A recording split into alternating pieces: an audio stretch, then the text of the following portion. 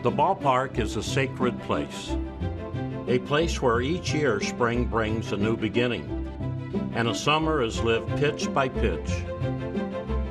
The ballpark is more than an arena molded from brick and steel, and a field from grass and dirt.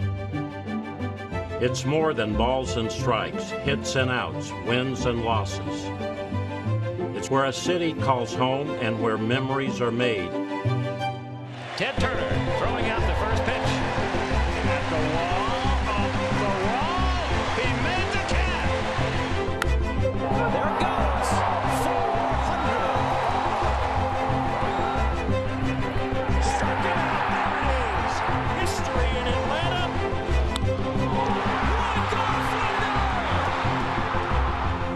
It's where some choose to say hello. And where legends who once were will always be. In the 20 seasons of Turner Field, the city of Atlanta has been witness to one of the game's greatest franchises and one of the league's best experiences. Today marks the final game played within these walls, but the moments that were created here will never be forgotten. Here is our sacred place.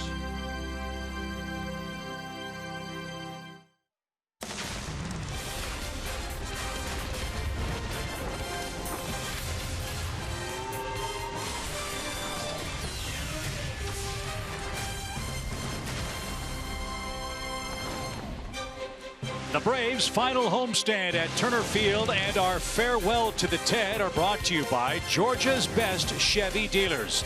And what a way to say goodbye to Turner Field. A sellout, standing room only crowd greets us for the final game of the 2016 season. And oh, by the way, it's a very important game as far as the postseason picture is concerned. The Braves and the Detroit Tigers wrap up regular season action, we think, here in Atlanta today. Hi again, friends, with my partner Joe Simpson. I'm Chip Carey. Tom Glavine will be joining us in just a few moments. To put it very succinctly, for the Detroit Tigers, this is a hugely important game. If they don't win, they're not going to postseason play. Yeah, there's a lot of pressure on Detroit today. They not only got to win today, they got to go home and play a makeup game tomorrow and win that one. But they've also got to have some help. Toronto or Baltimore or both have got to lose today in order for Detroit to have any hope of getting in. And they're playing a red-hot Braves team that's trying to win its 5th consecutive series. And in this most meaningful of games today, what a great pitching matchup we have. Julio Teheran pitching for Atlanta and Justin Verlander going to the mound for the Tigers. Last night I said it was postseason excitement. It was postseason pressure. Huge crowd, everybody excited. Well, these are two postseason type aces going at it today, so I expect more of the same. I more or less expect a very low scoring game despite how these two teams are swinging the bat. Justin Verlander having a great second half, and Julio Teheran, despite a rough outing his last time out, has pitched great in the second half himself. And with the Braves win last night, the Tigers do not control their own destiny. Last night, Miguel Cabrera struck out with the bases loaded late in the ball game. Dansby Swanson started an inning-ending double play, as spectacular a play as we've seen at shortstop all year.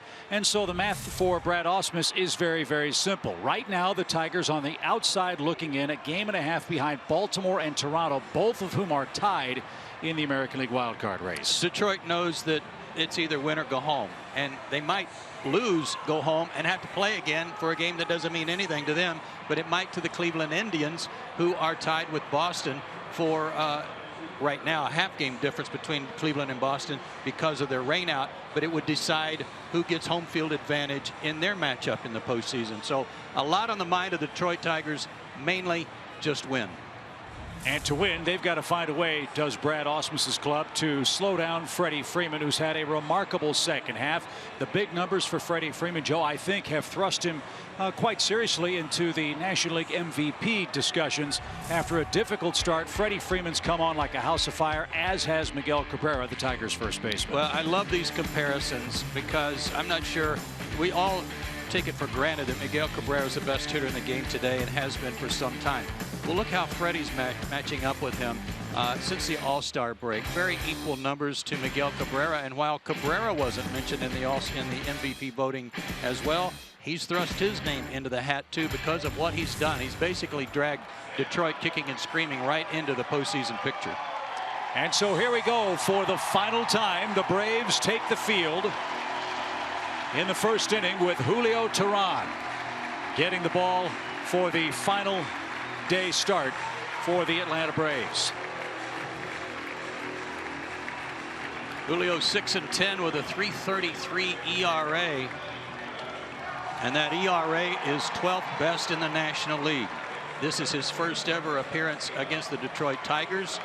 And one thing he'd like to improve on is interleague action. He has not won a game in interleague play this year. So his 4 keys to pitching success today: get off to a good start, avoid the first and second inning miseries that have plagued so many of the Braves pitchers. It worked for Aaron Blair last night. He got off to a good start.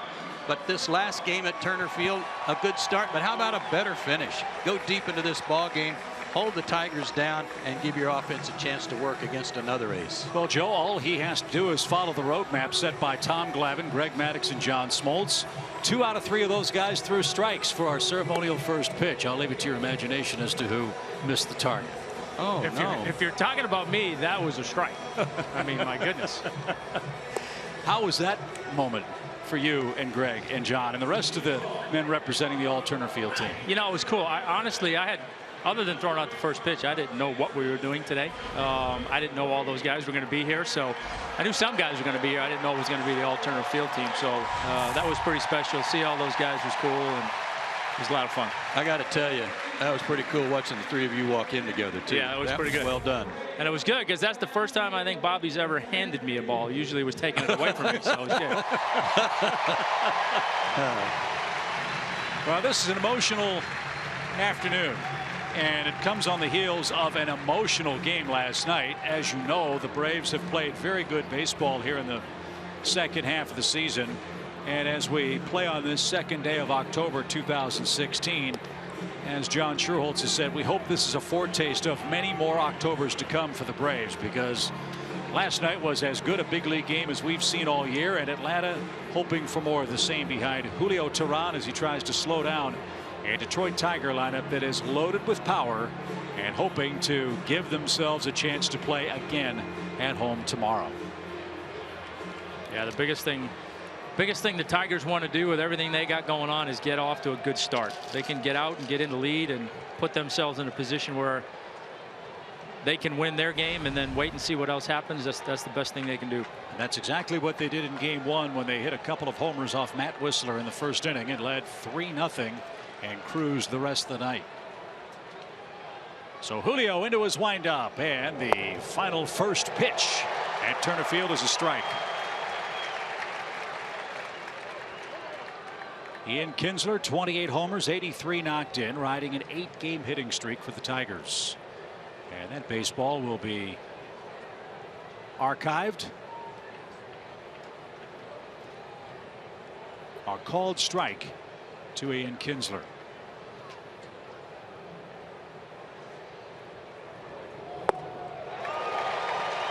Ian Kinsler's had a great year, a .290 average, 28 homers.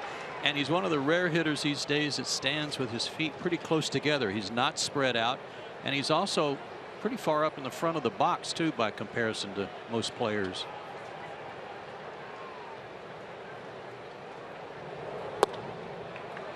And I wonder, fellas, if Julio learned something from the way Aaron Blair pitched these guys last night. Blair was magnificent, 10 strikeouts in his 6 innings, and he didn't throw a lot of fastballs to this Tiger offense.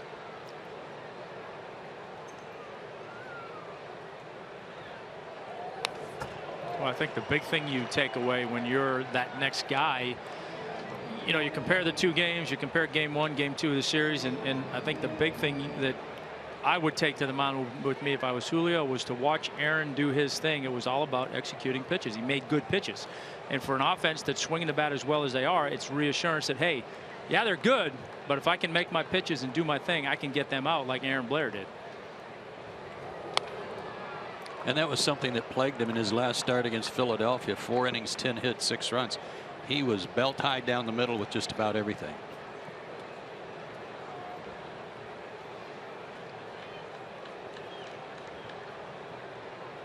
So Kinsler will see a 6th pitch.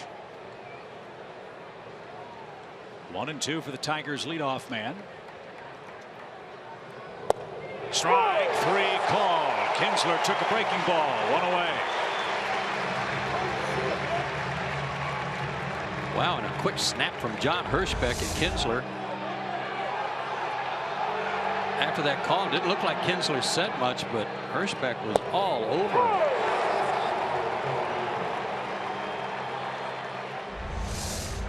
And you saw Kinsler put his hands up saying, hey, I'm cool. But a parting shot from John Hirschbeck as Cameron Maybin digs in with 1 out. Maybin's 1 for 7 in the series. Was 0 for 3 with a couple of strikeouts last night. And Julio pumps in a fastball.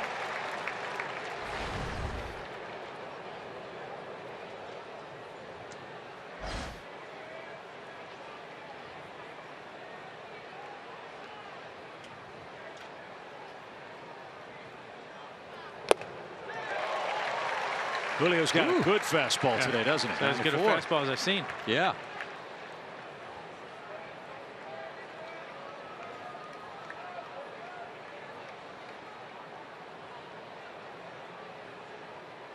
So Maybin quickly behind 0-2.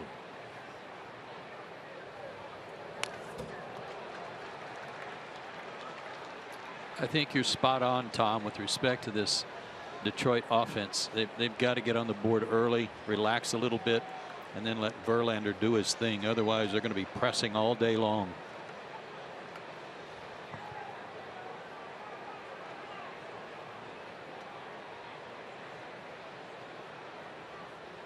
Julio's got a sign he likes, and now the 0-2 pitch is way upstairs. Well, Brad Ausmus said Justin Verlander is the guy he wanted on the mound in this most meaningful of games. He's got him. The Braves feel very confident in Julio Teheran, who's looking for his 7th win. Even fortunate to stay alive.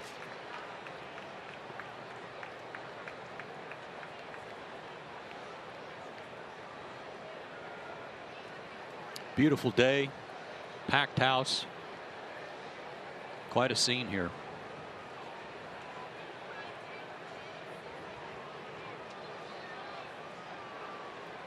Total sellout, standing room only for the Braves and Tigers. Now the 1-2 pitch. Swing and a miss. Maybin's down on strikes. Exactly the way game 2 started. Kinsler and Maybin punch out in the opening inning. Mentioned that Blair struck out 10 last night. The Braves had 12 strikeouts in all. And off to a good start tonight, or today.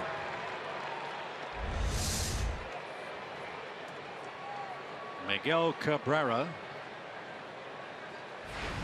had a 2-homer game on Friday. Last night he went 1 for 4, but a critical 8th inning strikeout with the bases loaded doomed Detroit. How did he hit that ball that hard and pull it? Target in, pitch in, running in. I guess because it was down. Yeah, the barrel on it. Yeah. I thought it was more belt high. Trying to crowd him after that great night he had here the first game. That's popped up out of play. It's quickly 0-2. Another cool thing in Major League Baseball, if you're not aware, all the games in the big leagues start at the same time. Even the games out on the West Coast. So we will be able to keep you up to date, up to the minute on all the wild card action. Quickly 0-2 for Cabrera.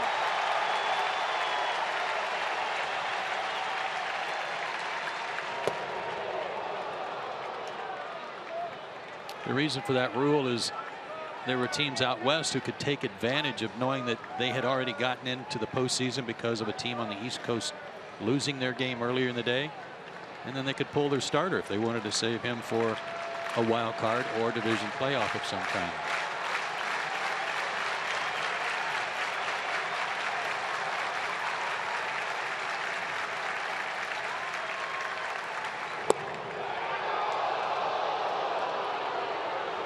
Cabrera didn't chase that pitch. The count to him now 2-2.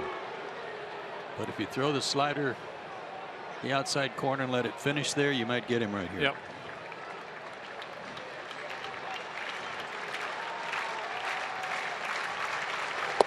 Strike 3 called. Tehran struck out the side in the first inning.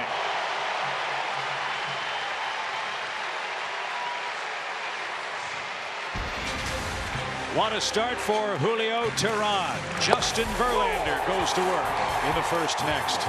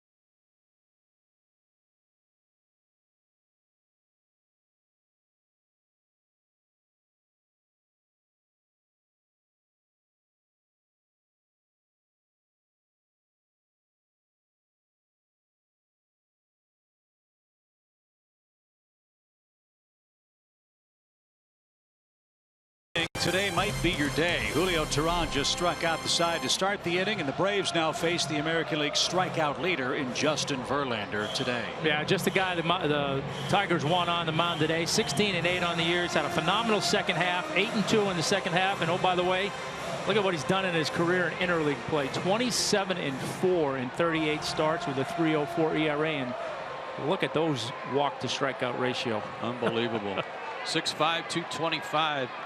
Born in Virginia, went to Old Dominion. Was a first-round pick of Detroit back in 2004. And he will face Ender Inciarte, who's looking for his first hit in the series. And Verlander slings it low. 1 ball, no strikes. 92-97 on his fastball.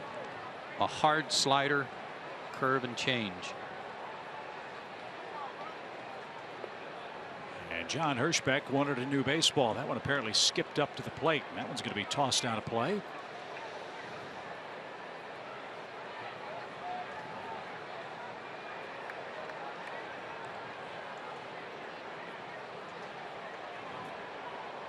Now the 1-0.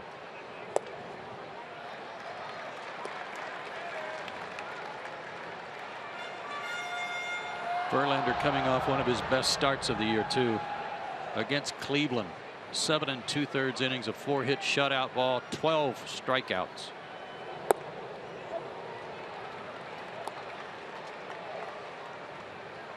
I say this with all due respect to Verlander. That start was the night after Cleveland clinched the division. So you're saying Cleveland was lucky to have a team there? Well, they failed to swing at the ball in the middle, I guess is what I'm trying to say.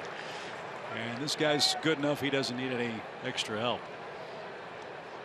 3 balls and a strike for Inciarte.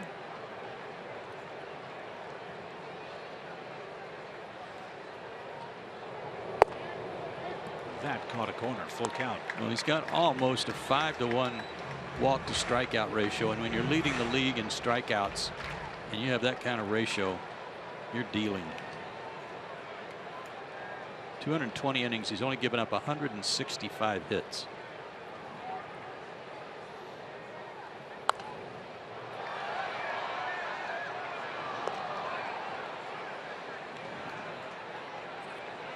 Verlander starts play today with 246 strikeouts. Chris Archer will not pitch again. He's done for the year.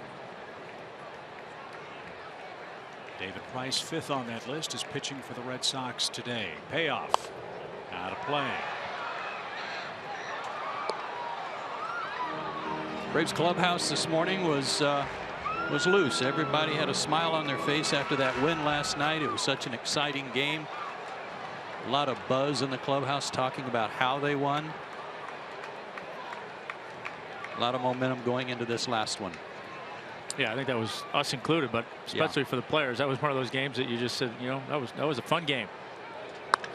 Line drive into center field. A great at bat by Inciarte.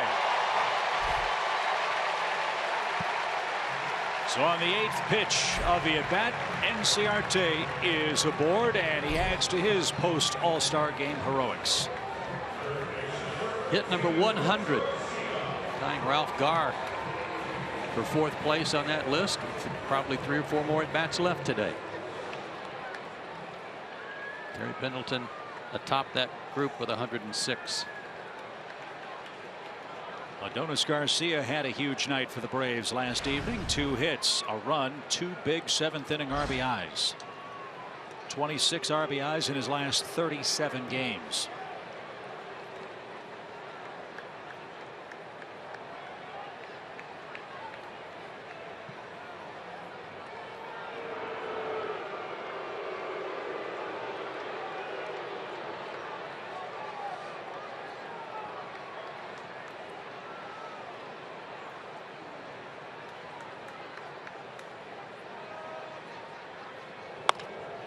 Shot the other way by Garcia. Inciarte's around second. He's on his way to third. And the Braves are in business. Runners at the corners, nobody out.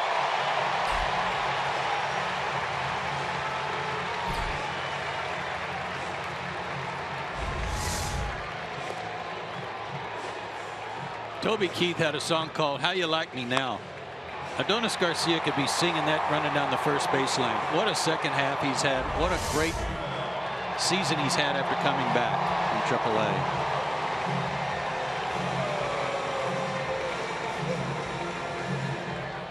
So not the start that the Tigers were hoping for, especially with the Georgia lottery hitting the jackpot man in the batter's box. Number 1 in the National League in slugging percentage. Yeah, Verlander in his mind was hoping he was going to face Freddie with 2 outs and nobody on in the bottom of the 1st inning, not 1st and 3rd, nobody out. So nobody's slugged better than Freddie Freeman since May the 1st, and he slugged a home run in this series. A 4th inning 2-run shot that put the Braves in front to stay off Jordan Zimmerman. Well, they're trying to pitch him just like the Braves are trying to pitch Cabrera. They're trying to tie him up and in, not let him get his arms extended.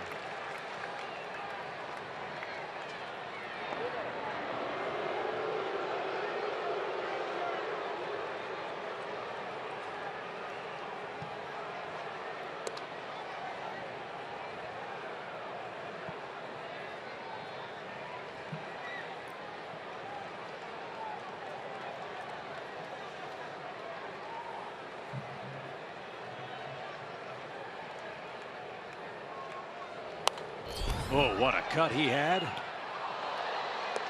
And this is the cut Freddie had last night. Well, he had a similar swing before the homer where he was trying to remind himself to stay inside the baseball, and he did on the next swing. Much to the delight of that young man.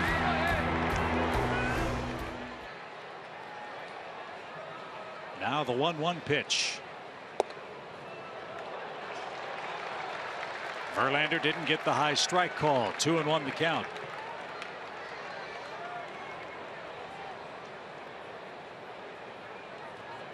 It was the worst of times. It was the best of times. Same guy.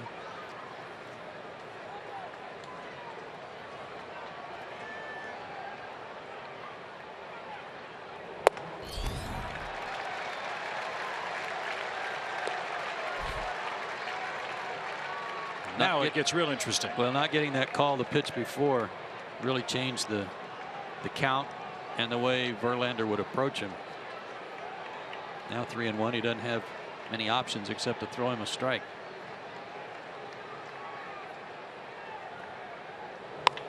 And Freddie drills that into the packed house to the right side. Full count.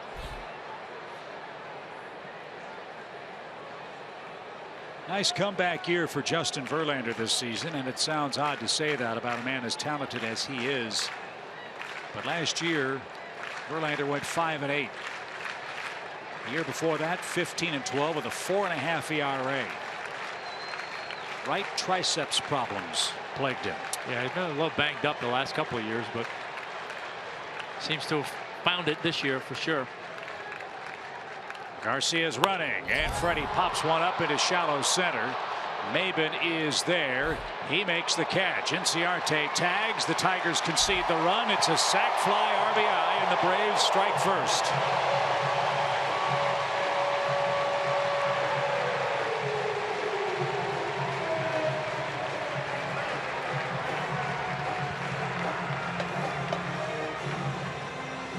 RBI number 91 for Freddie.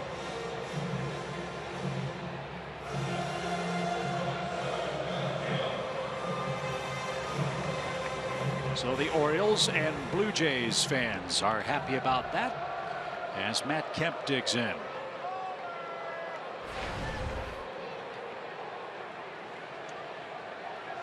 Matt Kemp hit a homer Friday night in the 8th inning. And didn't get that one. Strike one. Look, you can look at all the individual numbers you want about Matt Kemp, and when you talk about what he has meant to this Braves team, look at one number. That's the 1-loss record. Braves are 30-25 since Matt Kemp put on a Braves uniform.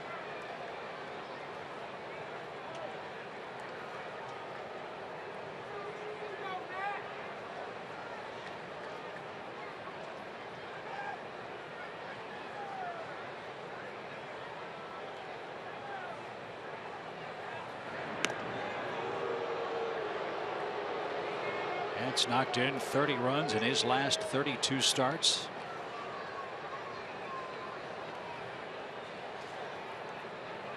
It's been a nice party here. Double play ball. Iglesias to Kinsler and to Cabrera. That retires the side. The Braves had runners first and third with nobody out. Freddie Freeman's sacrifice fly scores the first run in the Turner Field finale.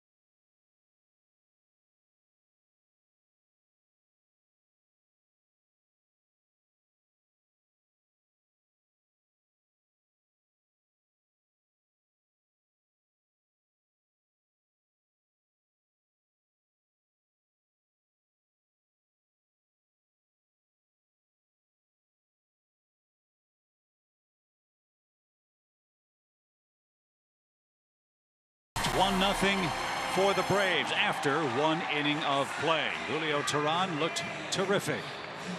Struck out the side in the top of the first inning. Here in the second, J.D. Martinez, Justin Upton, and Nick Castellanos are coming up.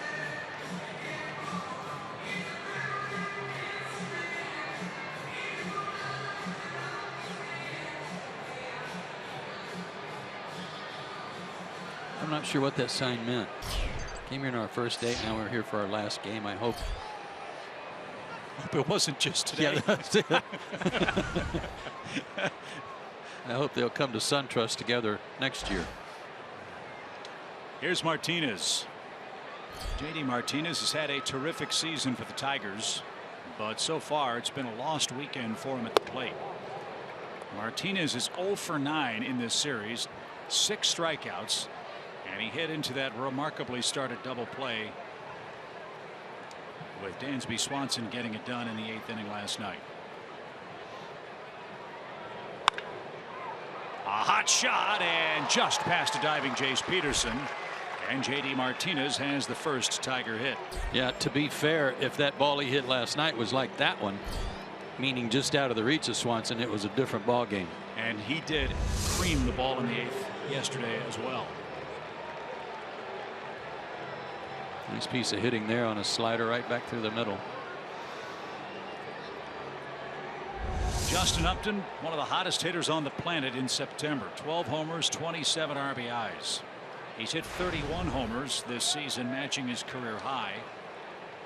And he's hit 2 in as many games in his old haunt here in Atlanta.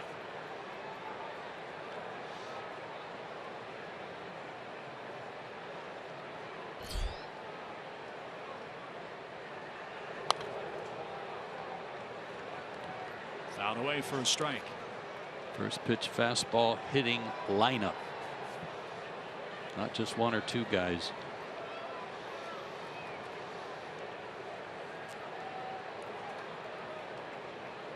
Justin has 4 hits in the series.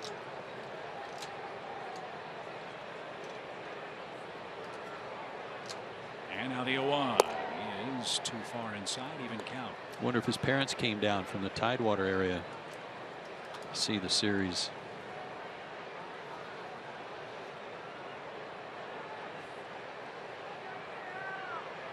Justin did a terrific job as a Brave over his 2 seasons. Hit 56 homers here.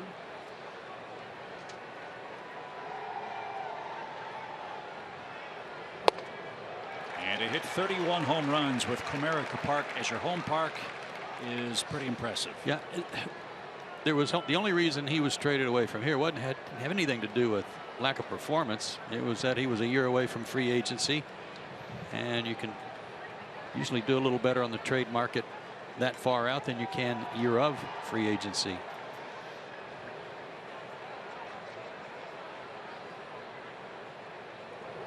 Swing and a miss. Julio strikes out Upton. His 4th already.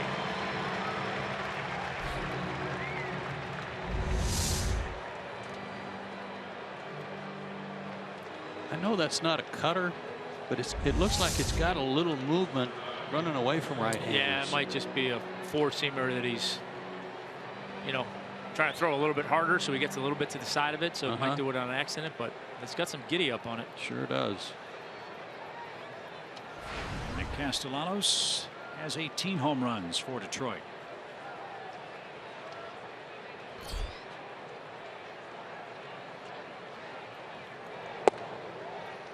I don't think he's as tall as Richie Sexson, but he reminds me of Richie because he's tall, lanky, long arms, and you know good and well if you make a mistake, he's going to get some extension with those arms and hurt you.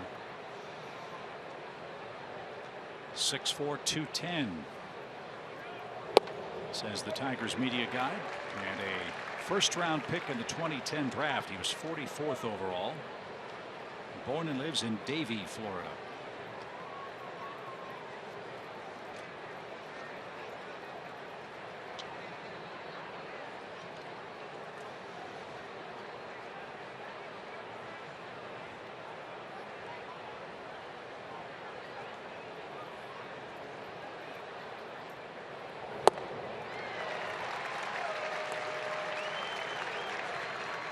using that fastball, but more than anything else, like you said, Tom, he's making good pitches with it, much like Aaron did, hitting spots.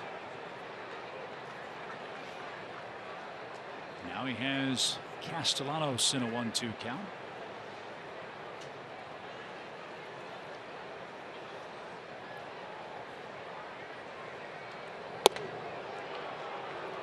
And just missed. Baltimore has scored first in New York. They lead the Yankees 1-0. That's Gossman and Sessa pitching at Yankee Stadium. The Yankees beat the Orioles 7-3 yesterday, scored 7 unanswered runs to pull away from the Orioles. 2 balls, 2 strikes.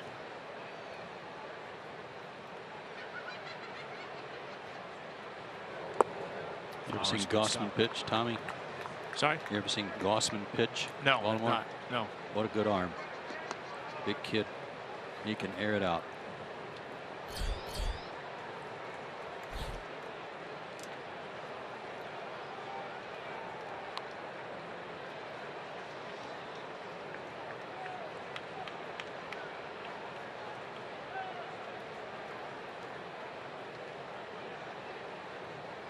Full count pitch now for Julio Teheran.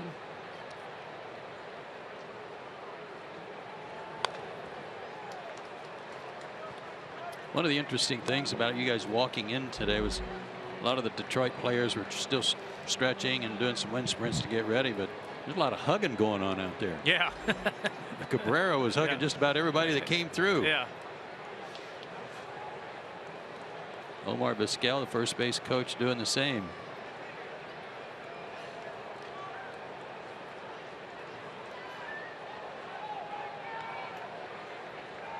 Martinez with a short lead at first, not going. The pitch is upstairs. So Verlander didn't get that call. Teheran didn't get it here in the second, and the Tigers now have 2 on with 1 out. Well, we'll say consistent because that's exactly what Verlander wanted and didn't get, as you said. Yeah, I think he's given a couple wide of the zone, but certainly not that one on the top of the zone. So the Tigers catcher is James McCann. He's got 12 homers. Hitting .223 for the year. And he's hit to 12 double plays. In fact, the Tigers hit into a lot of them. 135 this year as a team.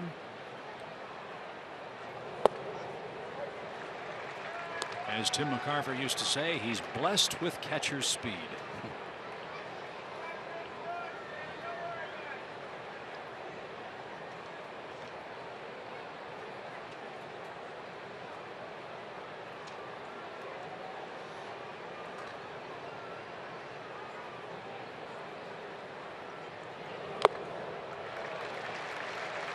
He is sitting 93, bumping it up to 94 when he needs it.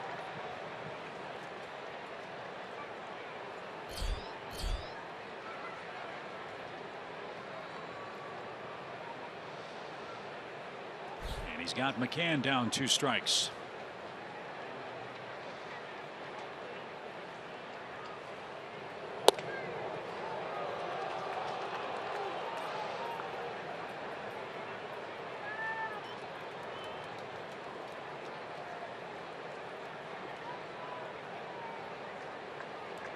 Osmus and his Tigers have to win and hope.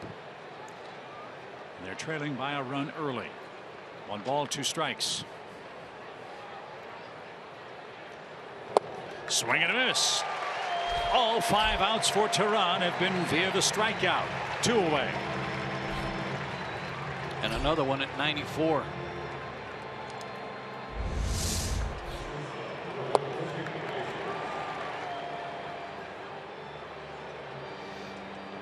Good pitch, good spot. Fastball command makes your job a lot easier when you can do that. Jose Iglesias 2 for 7 in the series. The Tigers shortstop hitting .252.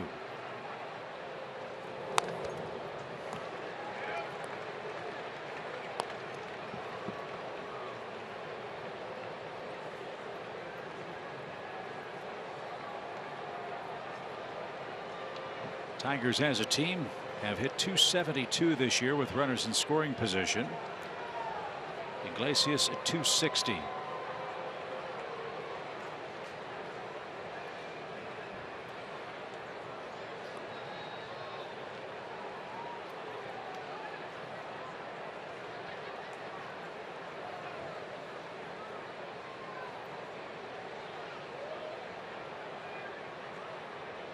And now the 0-1 from Tehran, just missed, even count.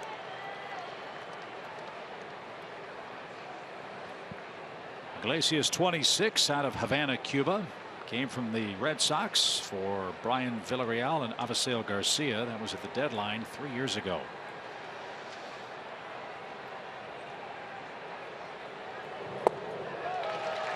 One and two. As Joe mentioned Friday night, missed the entire 2014 season. Bilateral tibial stress fractures. Came back last year and hit .300.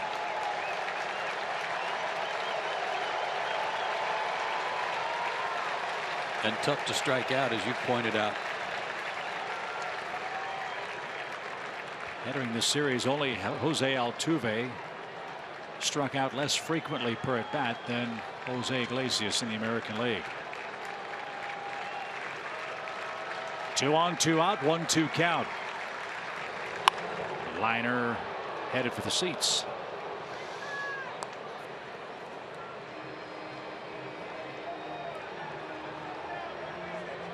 That's a great day. Final game at Turner Field, and you come away with a souvenir.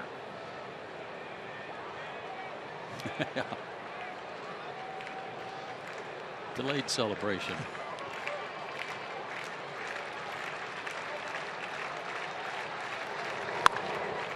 Little pop.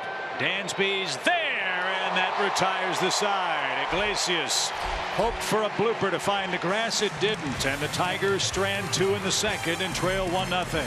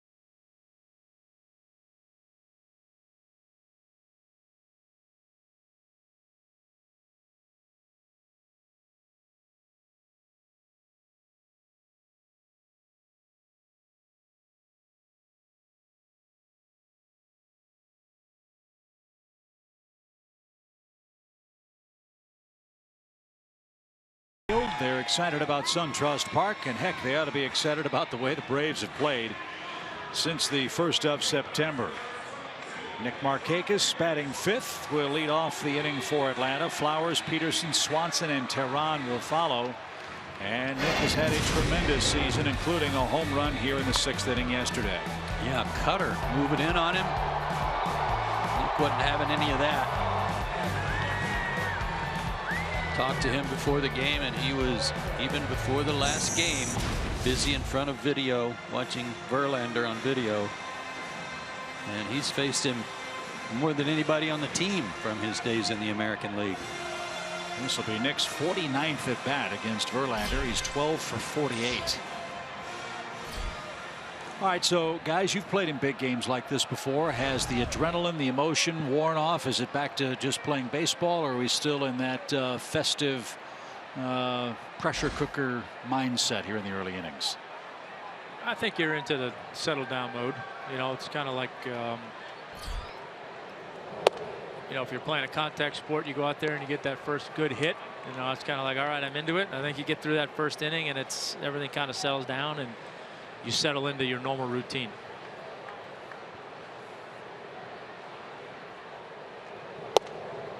I agree with one exception, and that is that, you know, there's no way to ignore this huge crowd.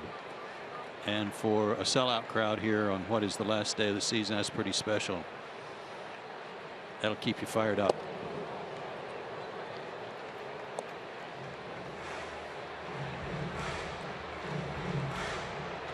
Braves need a little more than 30,000 today to go over the 2 million mark in attendance. They're going to fly by that. You bet.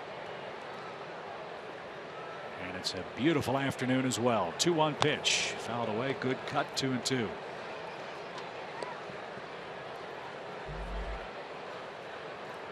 Seattle had their chances dashed last night in extra innings against Oakland, of all people.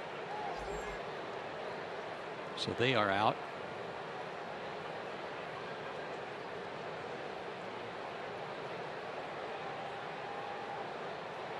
2 balls, 2 strikes.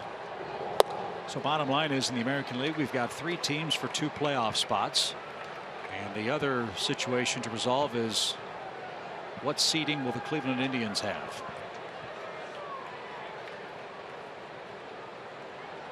There is a possibility that the Tigers could lose today and then have to go home and play a game that means only something to Cleveland. Popped up. Center of the diamond, Cabrera and Kinsler. Miguel Cabrera says he's got it, and he makes the play. 1 out.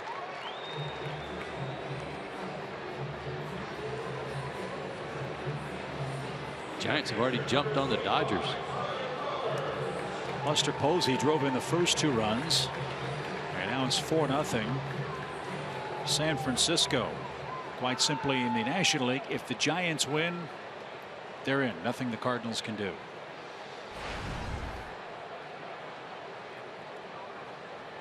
And Cardinals and Pirates are scoreless in the 3rd inning in St. Louis. Yeah, that's an interesting pitching matchup with Wainwright, the horse for the Cardinals, going, and then a former Giant, Brian Vogelsong, pitching for the Pirates, who will try to do his old team some favors today.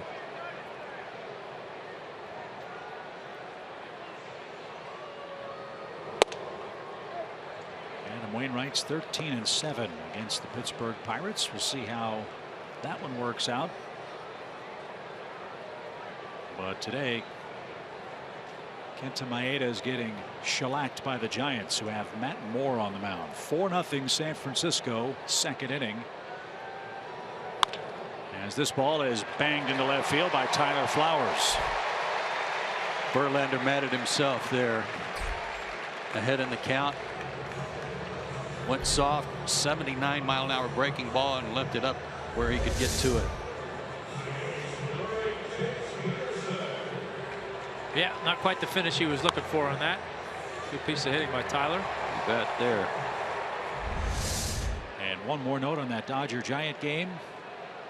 Final game for Vin Scully today.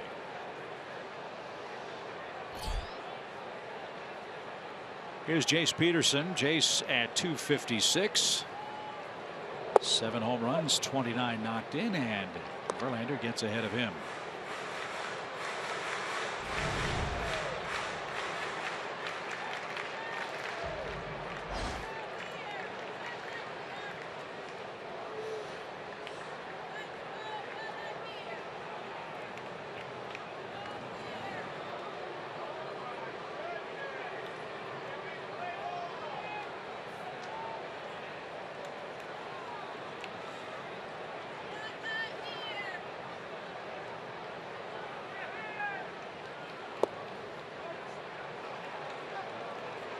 That was nasty. 0-2. Oh, he's nasty. Yeah. He's got that. He's got a meanness in him, too.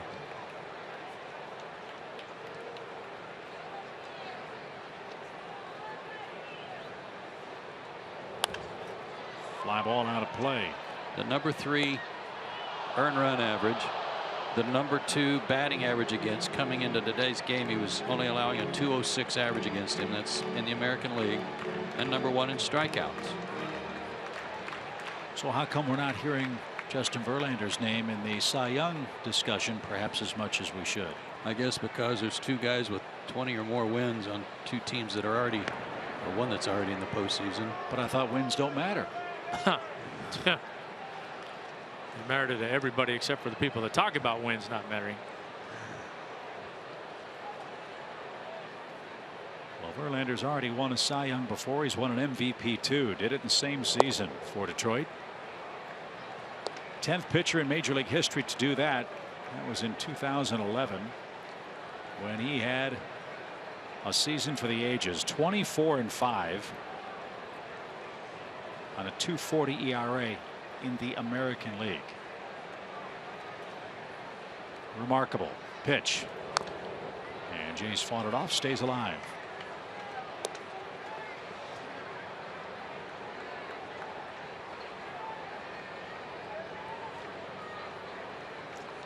Verlander's been a Tiger his entire career. First round pick in 2004, the 2nd pick overall in the draft.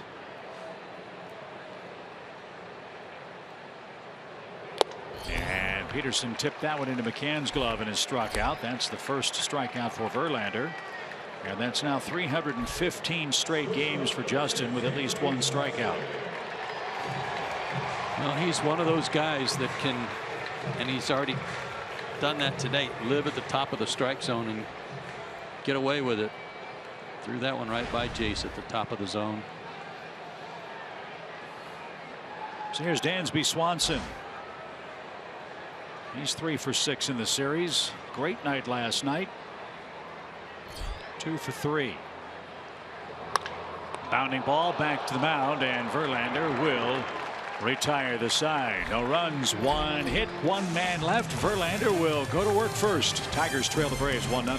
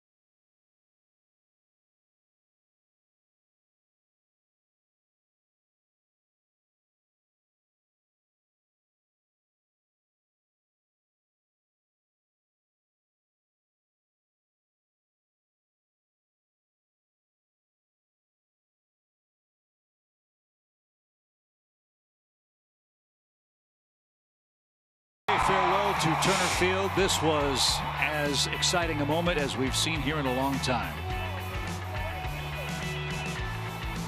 Greg Maddux, John Smoltz, Tom Glavine with Bobby Cox, 4 Hall of Famers, and 1 final first pitch from each of them. That was a great moment right there. I mean, Chipper was the first guy to be introduced. They went by position, and it was terrific. Yeah, the cheers got louder and louder for each of the Braves introduced. You had Chipper at third, Rafael Furcal was at short, Marcus Giles, Adam LaRoche came back. Great to see him. Javi Lopez behind the plate. And Brian Jordan,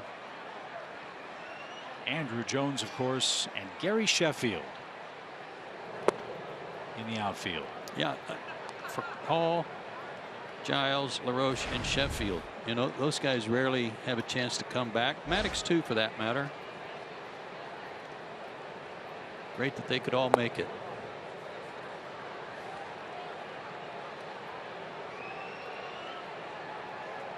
So Julio's gone 2-0 to Justin Verlander.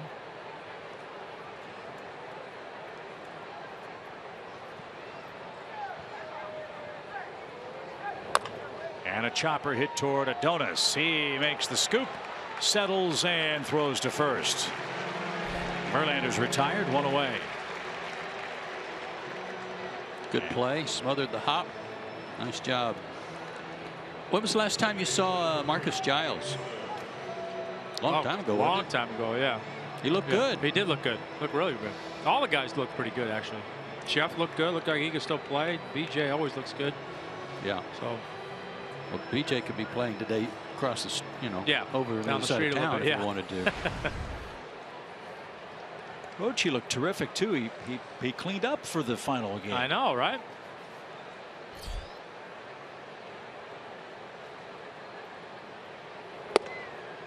Strike one for Ian Kinsler, who disputed a called third strike to start the game for Detroit. And have you ever seen Hobby out of shape? No, Javi always looks like he can still play. Popped him up.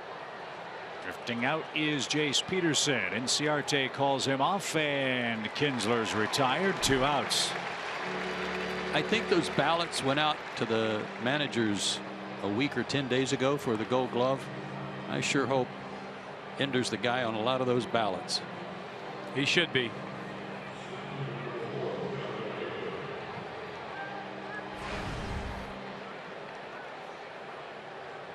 Cameron Maybin struck out swinging his first time up.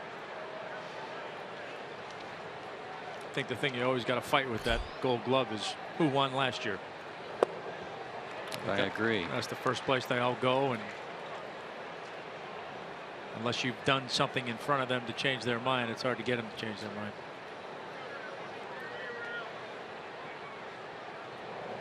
Frustrating part was, for so many years, the guy that won the top defensive award was the guy that hit best at his position, because everybody was familiar with that name, right? Right. Well, I think to help correct that, there's a 25% weighted percentage that's based on defensive metrics that helps determine who that winner will be. And managers can vote, they just can't vote for their own player. Well, today is game number 131 for Ender, and remember, he missed a month with that hamstring. And not taking anything away from Billy Hamilton, his reputation as a real fast guy in center field, he missed a lot of time on the DL as well.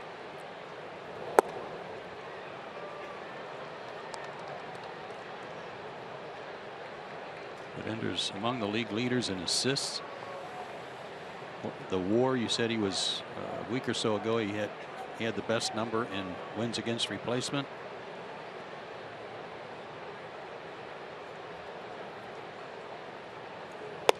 Swing and a miss. And he's pounding that fastball. Love it.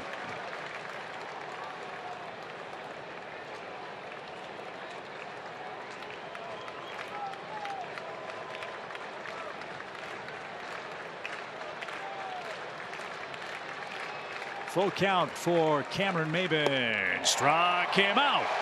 That's 6 strikeouts for Julio. He's halfway to matching his career high of 12 set earlier this year. He'll bat first in the 3rd, and he leads by a run.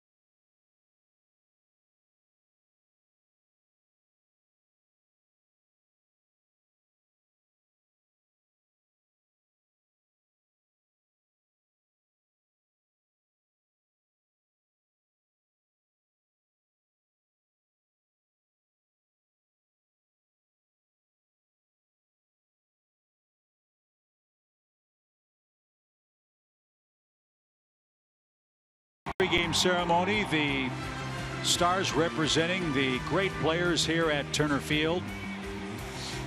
There's, of course, Andrew Jones. There's Roche. Marcus Giles. Bobby Cox. Three amigos. And the man in the middle had to make the longest walk from center field, by the way, Javier Lopez. That is so not fair. Come on. Well, you didn't hurt yourself, did you? No. Okay. Happy final day at Turner Field. What's this day mean to you? Oh my God, this is better than what I was expected. Julio with a shot toward right center field. That's going to get down. It took a funny spin. Maben played it with a bare hand. And the Braves pitcher, Julio Teheran, gets the third inning started with a single. So better than you expected today? It was better than I was expected, yeah. I had a lot of good memories here in Turner Field, but today is definitely one of the top. It was a great ceremony. I'm pretty sure everybody was happy about it, and it was awesome. What's your favorite memory of playing here? Do you have one? There's a lot of them. There's a lot of them. But, I mean, you tell me. There's so many. I guess my last year with the Braves was one of the most memorable, year for me. Best number I ever put in my career. That's just one of the, a bunch. But today, this ceremony that is right there in the top with the rest of them. We had you as a trivia question answered just yesterday. Was it yesterday before? Really? What was it? Most home runs hit in one season at Turner Field. And it was you with 26. You had 26 homers here. Was that the one in 2003? I think so. Huh. Well, it's funny because when I pulled in the parking lot, this guy came over with a picture and a ball and said that, can you write your name and put first double in Turner Field and first grand slam in Turner Field? I'm like, what? So the guy looked it up, and I apparently hit the first double in Turner Field and the first grand slam. That's great. Wow. I'm like, wow. So you're in the book forever. There we go. No balls, 2 strikes for Ender Inciarte, who singled and scored on Freddie Freeman's first inning sac fly. And Verlander heated him up upstairs at 95 miles an hour. And Ender's retired for the first out, second strikeout. Again, he can go upstairs on anybody and get away with it. Yeah, he goes up there with a little extra sometimes, too. So the Braves got one off Verlander. Let's see if they can add another. Adonis Garcia singled to right his first time up. He's 4 for 9 in the series. He was erased on Matt Kemp's double play.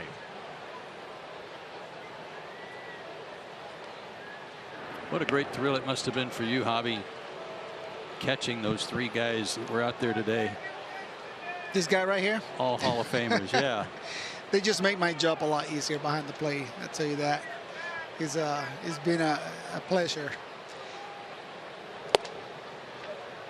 At the letters of strike, it's 0-1. Did you ever hear from umpires talking about the way they were pitching and how good they were? Did they ever say anything to you, umpires? Yeah. Constantly they keep pushing me inside the inside the catcher's box. Inside the catcher's box, exactly. But no, they never had complaints. They knew they were good, and their strike was automatic. Garcia flies out. Here comes Freddie Freeman. All right, as a catcher, tell me how you would try to retire Freddie Freeman. As a catcher? Yeah, how would you try to attack? Well, I tried to use Leo Mazzoni strategy. If he wants to hit a home run, make sure he hit a home run the opposite way. So we pitching outside as far as we can, and then every once in a while try to get in, but off the plate, basically. Well, let's see if Verlander follows your advice. Especially a guy like him that all he does is pulling the ball. Up and away, 1 ball, no strikes. Unbelievable second half for Freddie Freeman, who with his 34 homers is one of 5 Braves first basemen ever to hit 34 homers or more in a season. That's pretty impressive. Whoop. That's hooked into the seats. I know you played some against Miguel Cabrera too, Javi. Yes. Maybe the best hitter you ever saw. He's the catcher's nightmare, because when he's at the plate, you have no clue what to call.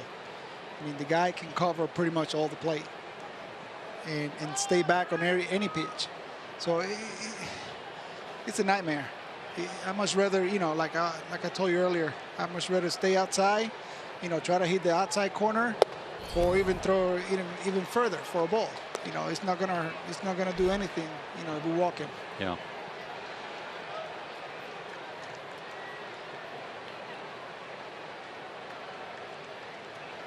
Another high pitch from Verlander that he was able to get by Freddie.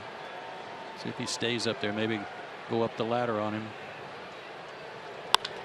Hot shot, but into the shift. And Freeman and the Braves are done in the 3rd inning, and they cannot advance Julio Teheran. Javi, great to see you back in Atlanta. Congratulations. Thank you. And Thank you for having me. to make Turner Field such a special place. Oh, thank you so much. Javi Lopez. We continue in Atlanta on our final day of the year.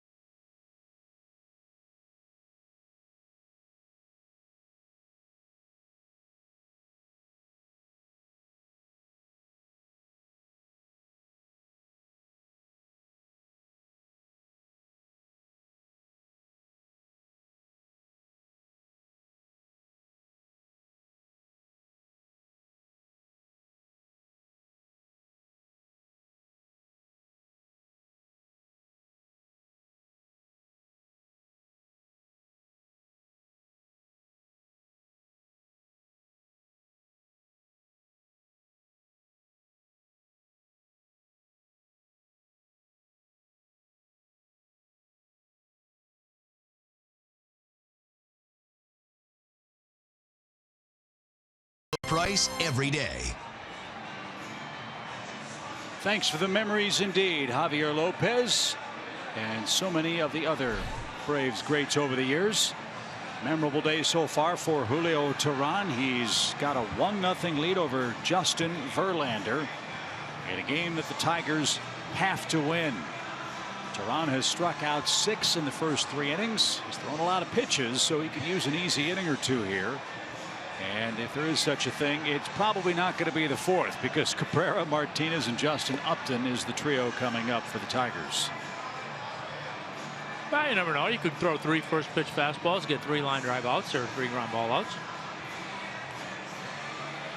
Not likely, but never know. I love what Javi said about Miguel Cabrera, pitchers and catchers nightmare. No, he was hard. Like we talked about it a little the other night. I mean, there's some of those big boppers in the middle of the lineup. They have some holes you can go to. Now, whether or not you can get there, that's a different story. But this guy, it wasn't like, all right, crowd him in or go away or stay soft or whatever. He adjusted to everything.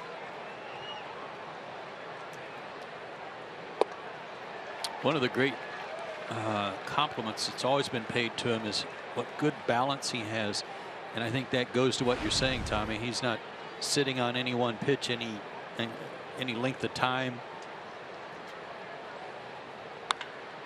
Fly ball well struck toward center, and Ciarte back to the wall. Just enough room. Cabrera just missed. 1 out. And on top of A great swing, great hands, great mechanics. He's strong as a bull. Yeah. This was an easy swing. Yeah, that ball had some carry on it.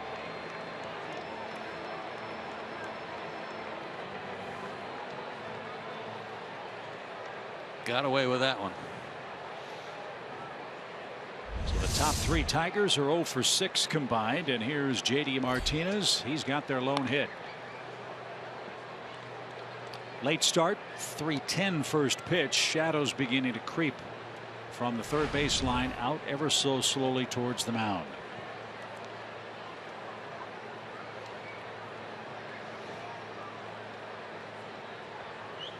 What wind there is blowing straight out towards center field. Late swing, strike 2.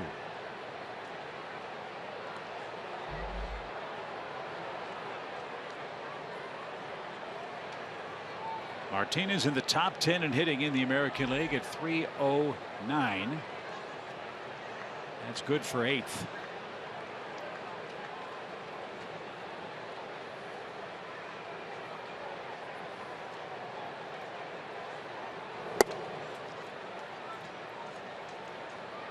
Jose Altuve is going to win the batting title. He enters play today at .338. Mark Trumbo with 47 homers, 3 ahead of Nelson Cruz of Seattle. And the RBI lead up for grabs. Encarnacion and Ortiz each with 127. I'm sorry that Houston's in the American League now, because I'd really like to watch Altuve play more.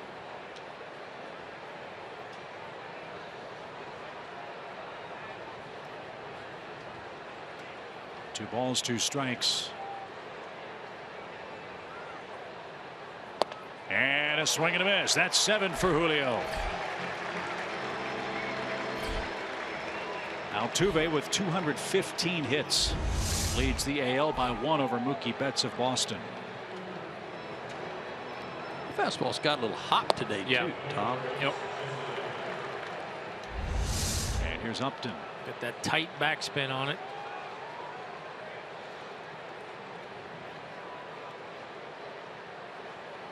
Interesting story in the National League as far as the batting chase is concerned, which we'll get to in a moment. The pitch. DJ LeMahieu of the Rockies leads Daniel Murphy by 1 point. LeMahieu is not going to play today. Murphy probably won't play. He's been out with that strained buttocks muscle. So LeMahieu's going to sit on 348. And Upton's going to sit down as soon as Julio recovers and throws to first. And he continues to dazzle. A 1-hit shutout through 4 against the Tigers. And Matt Kemp will try to extend the Braves lead next.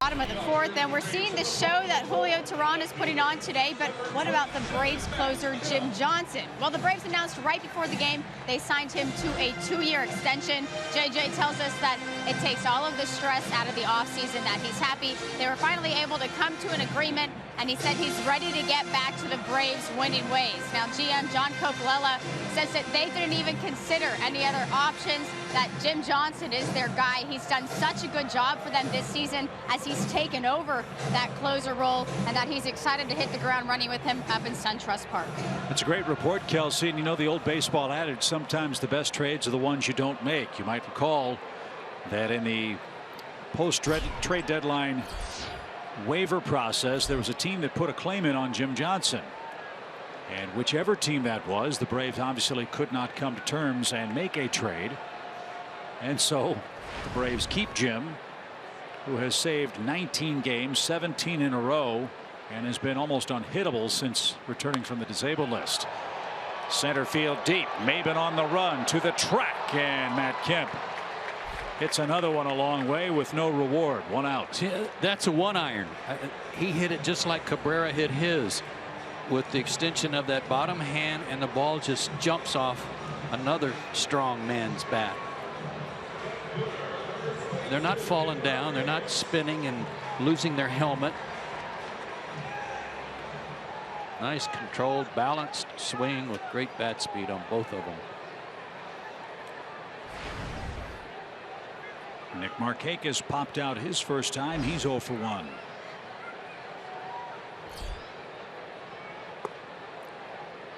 Baltimore now 3-1 over the Yankees. Bottom of the 5th inning in New York. Toronto and Boston, no score. 4th inning. Giants 5-0 over the Dodgers. Kenta Maeda pulled from the game after 2 2/3.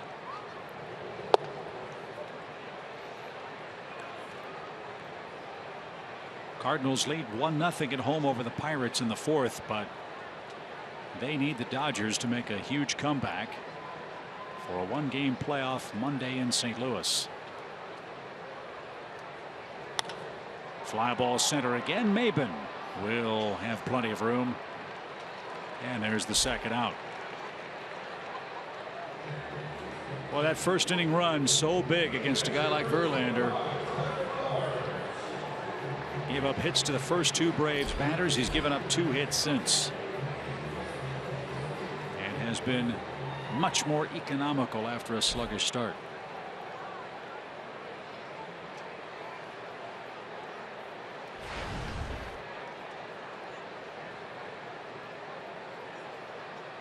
Tyler Flowers registered hit number 3 against Verlander. That was a 1-out 2nd inning single, and a strike.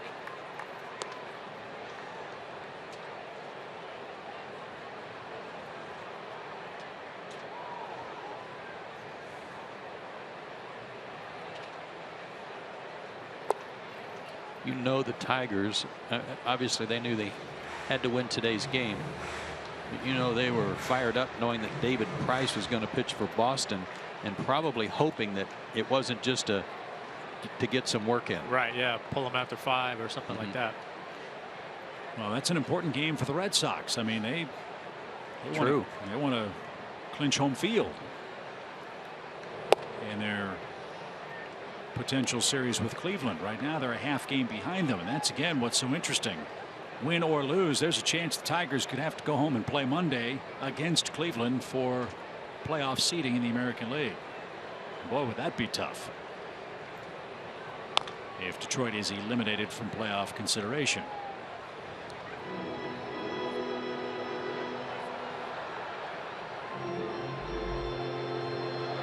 That's why yesterday's loss for Detroit was so devastating. They entered play a half game out of the wild card last night, but the Braves beat them 5-3 as Aaron Blair shocked the world and knocked them off. Flowers, a pop-up right center. Maben is there, and he ties a record held by many, all 3 putouts in the Atlanta 4th.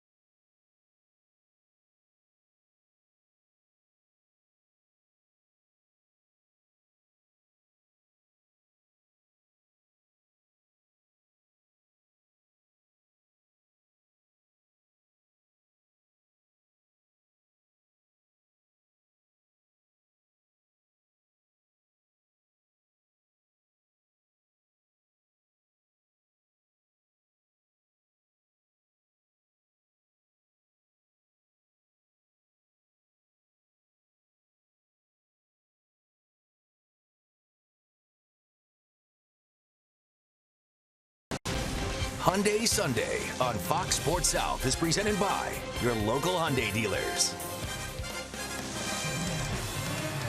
Beautiful day, beautiful ladies, and a beautiful car here in Atlanta as we head to inning number 5 and a beautifully pitched game as well. 1-0 Atlanta as Julio Teheran dueling with Justin Verlander. The Braves starter has struck out 7 men in his first 4 innings of work, including the side to start the game in the first. And again, how apropos is it to have a game like this in the final game at Turner Field? Yeah. Pitcher's duel.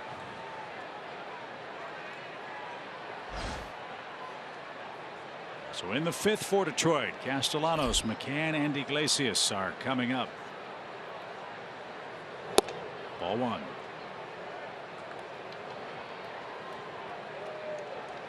As you've said many times, Chip, in a one-run game, Detroit's threat is top to bottom. Any one of these guys with one swing could tie it. So Julio's doing a good job of controlling it.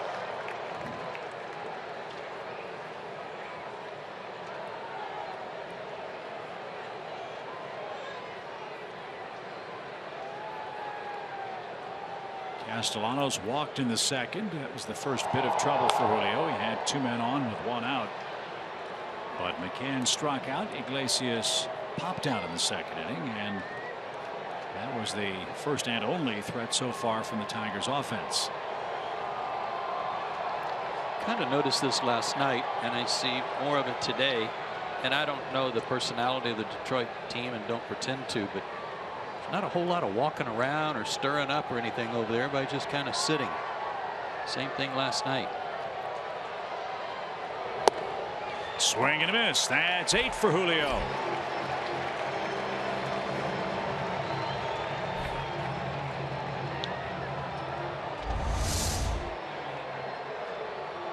I'm not saying that they need to get the pom-poms out over there, but they need a wake-up call or something. Yeah, no, it's almost like they're kind of, I don't, you know, like they're going about their business as usual, like they kind of don't want to confront what they're dealing with a little bit, you know.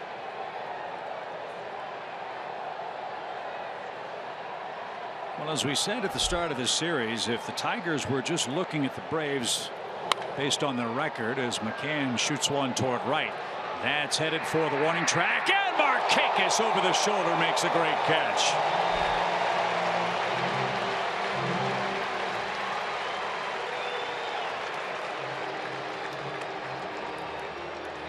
Wow, that turned into something that was anything but routine. Didn't sound that good off the bat. Started slicing on Nick. Heck of a play. Yeah, when he took that second look at the warning track, I didn't think he was going to get to it. But that's the 2nd out. And Julio's retired 10 straight. But to finish the point, if the Tigers were looking at the Braves as a 66-win team, they were fooling themselves. I'm not suggesting they were, but Braves headed this series having won 10 of 11 games and 22 of 35 games, and we're fresh off a 16-9 September.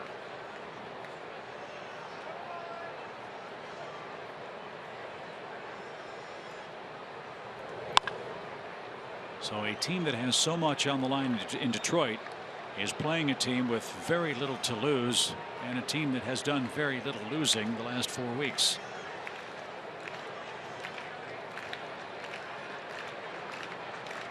Standing room only today. All the railings packed with people all the way around. Coca-Cola Plaza. Over by the Chop House. Chopper left side. Dansby got a big hop, high throw, and that's going to ricochet off the webbing in front of the Braves dugout. Took a funny hop on him at the end and threw off the timing of everything.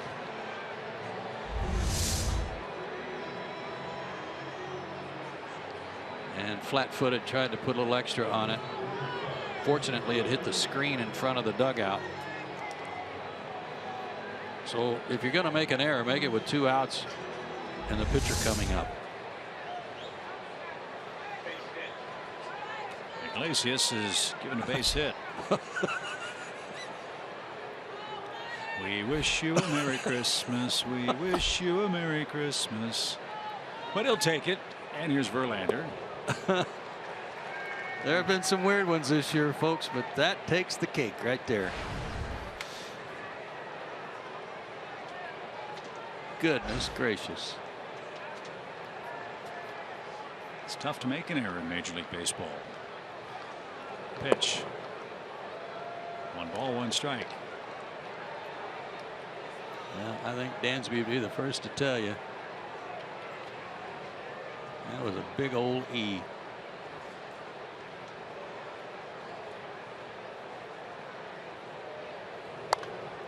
Popped up, headed for the seats right side. Hey, great catch. And yes, it was a Tiger fan.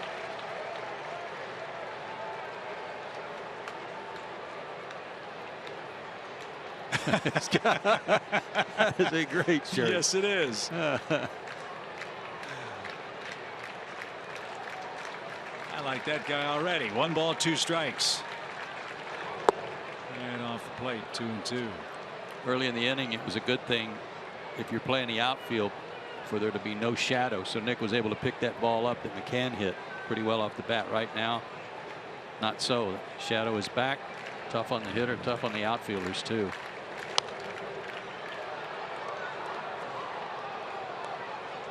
They've got their shades on because the sun is in their eyes.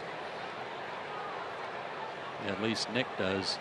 So that makes it harder to see home plate.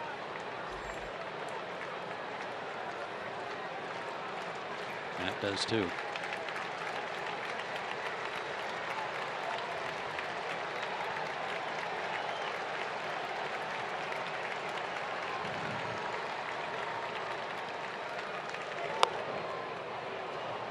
Verlander's putting up a fight. Justin was greeted very cleverly by Matthew Kaminsky, the Braves stadium organist. He was playing Billy Joel's Uptown Girl.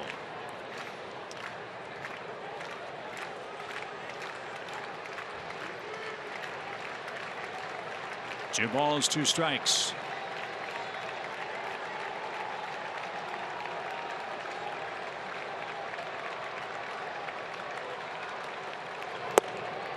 Full count to the pitcher.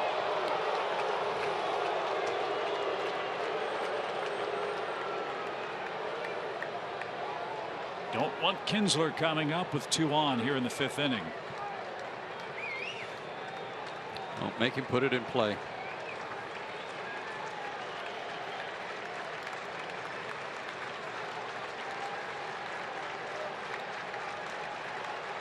Runner goes. Strike 3 at the knees.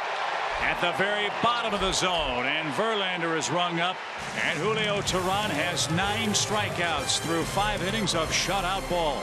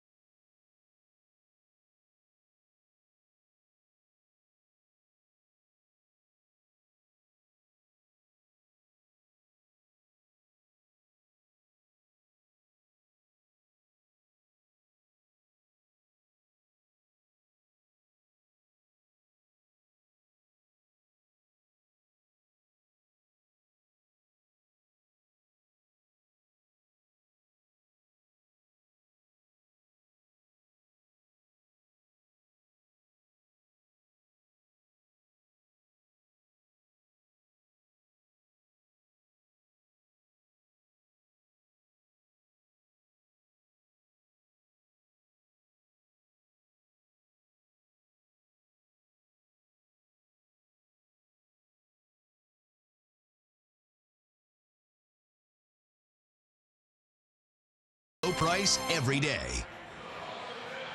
1-0 Atlanta as we head to the bottom of the 5th inning. This is it, folks. Our final farewell to the TED. Following our last game today, we'll have a very special edition of Braves Live with exclusive on-field coverage of the Braves' epic post-game ceremony. It'll be a truly special moment in Braves history, and we'll be bringing it all to you live immediately following the game right here on Fox Sports South and streaming on Fox Sports Go, presented by Chevrolet. Here are the highlights of the post-game celebration as we close this final chapter of Rays baseball at Turner Field today. Should be a lot of fun. Ed Mangan and his crew say they can get home plate dug out in 45 seconds. So you guys are getting a police escort up there or something? Yeah, Jim Powell and I are going to be heading into the, I don't know what it is, a limo bus or something with Terry McGurk and Bill Bartholomew, Henry Aaron, Mike Plant, Derek Schiller, several other dignitaries, and we'll make our way up the connector, and we'll be joining you somehow through the magic of television on the big screen as home plate is actually delivered to SunTrust Park later on today. That'll be out of the players' lot? Maybe I could sneak in behind you guys and peel off at 85. Well, that's why I was just wondering if you just wait just a couple of minutes. Chase Peterson leads off. Question is, Tommy, how fast can you walk to the right field tunnel entrance? That's where it's all going to start. So what a classic game to this point. Verlander and Tehran dueling in a 1-0 affair. The Braves got a first inning run, a Freeman sac fly, and that's been all the offense. And a high strike that time. That one out of the zone, and I mean by a good margin.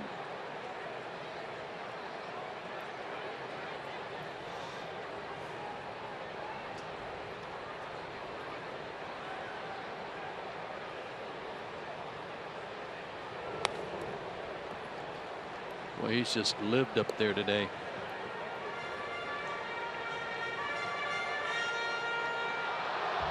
Toronto has scored a run in the 5th inning in Boston. They lead the Red Sox 1-0. Baltimore 5-1 over the Yankees in the 6th. The exact opposite of what the Tigers were hoping to see today. A swing and a miss takes care of Jace Peterson, who's been struck out twice. Devin Travis hit a home run for the Blue Jays. Well, it's good for the Blue Jays to get him back when they got that scare that he had re-injured his shoulder in that fight with the Yankees. And I think the mystery is being solved as to who's going to pull down number 1. They've gathered in the left field corner right by the Tigers bullpen. Here's Dansby Swanson.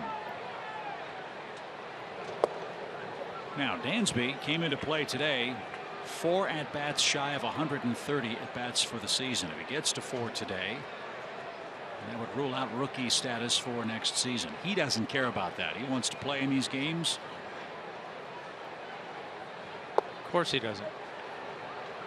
I'm getting him 1 at-bat shy and give him a shot at the Rookie of the Year. Well, he told Matt Diaz before the game that that doesn't mean anything to him. He wants to play. Let the chips fall where they may.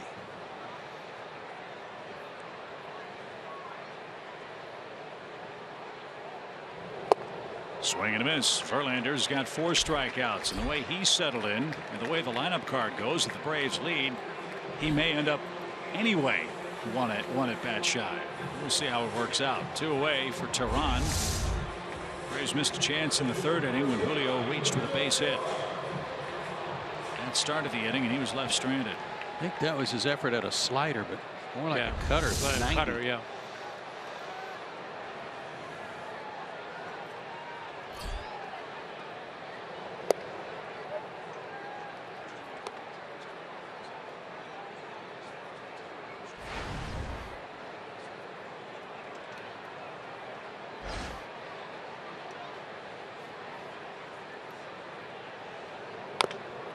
Little chopper. That's down the 3rd base line. Verlander had no chance. So how about the day for Julio Tehran? 5 innings of shutout ball, and he's 2 for 2 at the plate. Nothing to it.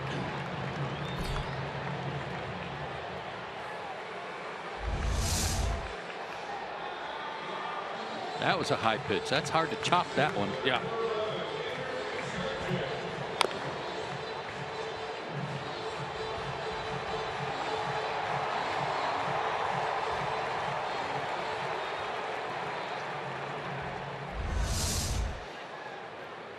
So that'll bring Ender Inciarte to the plate. He has singled, scored, and struck out.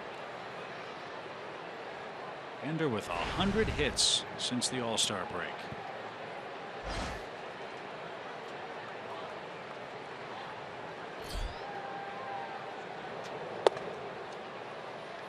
What the Braves record is since the break.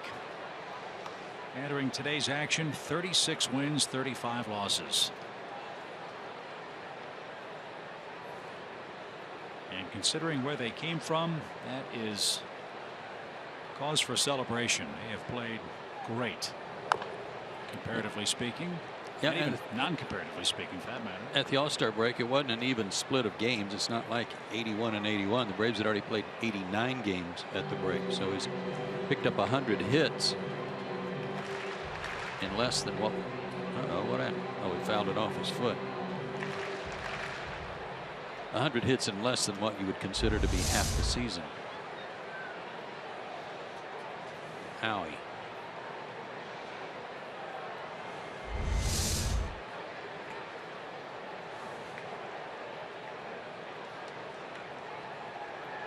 One ball, one strike.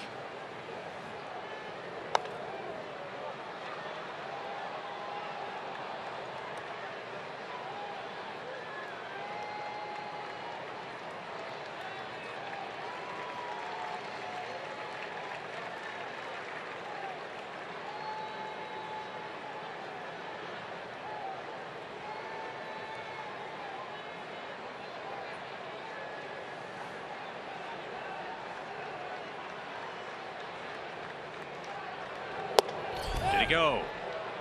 Yes, he did. Verlander heats up Ender Inciarte, and he strikes out the side in the Atlanta fifth. That is 5 strikeouts for Justin Verlander. Time to celebrate the final game at Turner Field. The Braves legends make their way out to the warning track. We'll show you their good work right after this.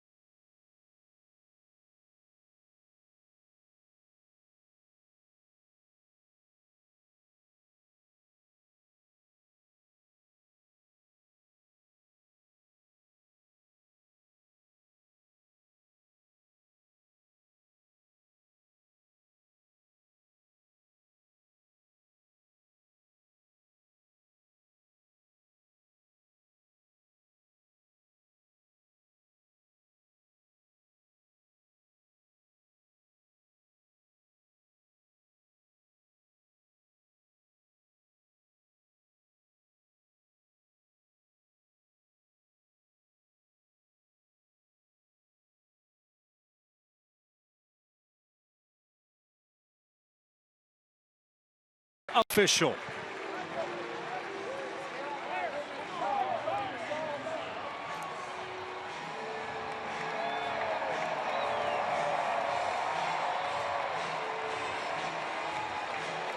That is our Toyota key play. And in 193 days, we will face the rest of the National League and the San Diego Padres in the home opener at SunTrust Park in 2017.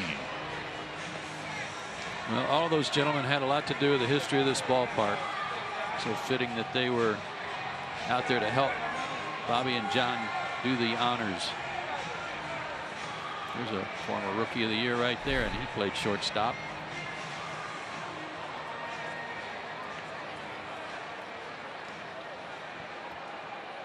We saw a lot of scenes like that over the course of the summer, didn't we, Joe? When so many of the Braves legends would make their way back to the concourse, opposing relief pitchers would stop them for a word, maybe an autograph, a handshake, certainly. Great scene. As the Tigers come up in the 6th inning, it's gotten late for them. They're down a run. And Teheran faces Kinsler, Maben, and Cabrera again. Yeah, 6th inning, top of the order. This is where they want to try and make something happen.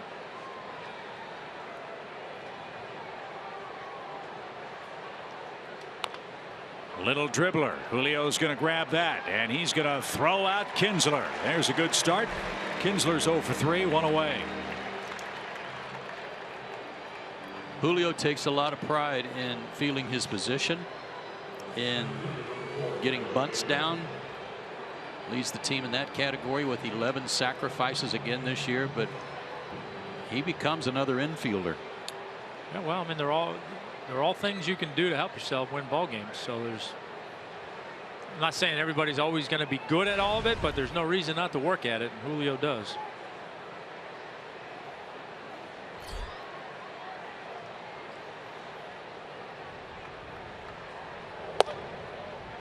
That missed inside for Cameron Maben, who has struck out twice.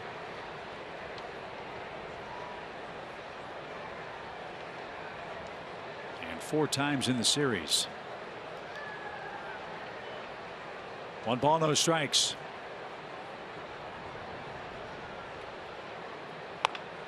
Bouncing ball to second. Jace has it, and Maben's retired. Take anything away from Julio and what he's doing here, but that looked like kind of a shadow pitch that really got in on Cameron before he picked it up.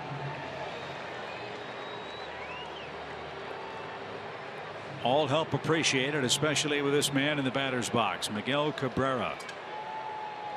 He chased Inciarte back to the wall his last time up.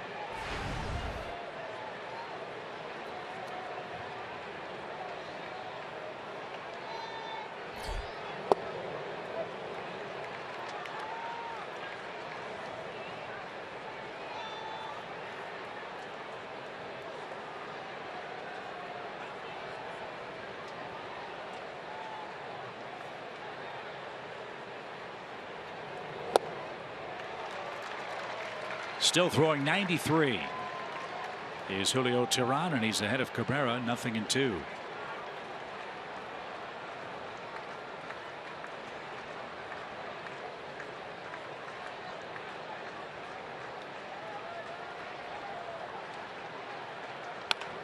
A shot to right field with 2 strikes. So Cabrera's got the first Detroit hit, and he represents the tying run. His first hit of the day, I should say, for Cabrera, and the 3rd of the day for the Tigers. And got up on top of that pitch, 0-2.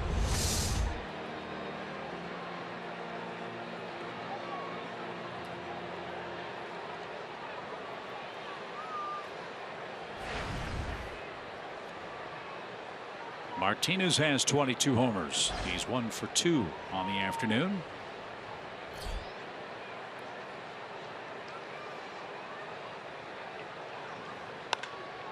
That ball's hit high in the air down the line and right. Markakis on the run. Can't get there. It's in the first row of seats. Something funny just happened before that pitch was thrown. Cabrera was still standing on the bag at first, and he heard somebody yelling from the Braves dugout. Freddie didn't hear them.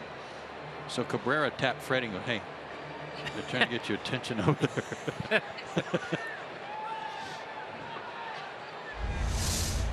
Here.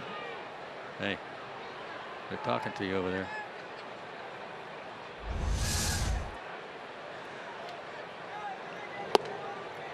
Nothing in 2.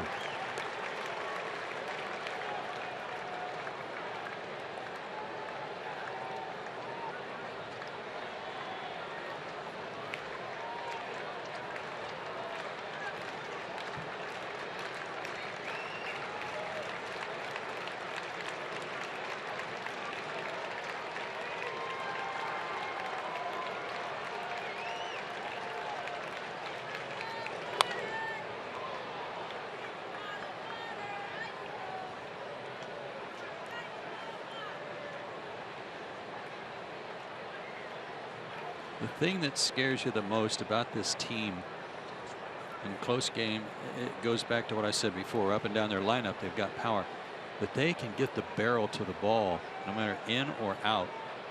They're getting some extension, and as Hobby called it, catcher's nightmare.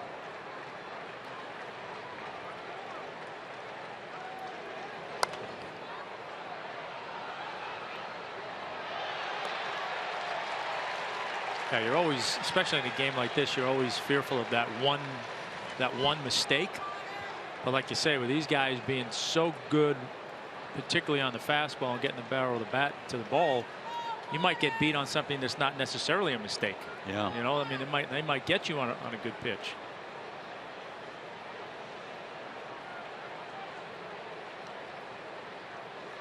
Nothing in 2 again for J.D. Martinez. And snap throw back to first. Cabrera's begging for Flowers to throw it in the right field corner. Well, Freddie will, as a new baseball's put in play. Made him breathe hard.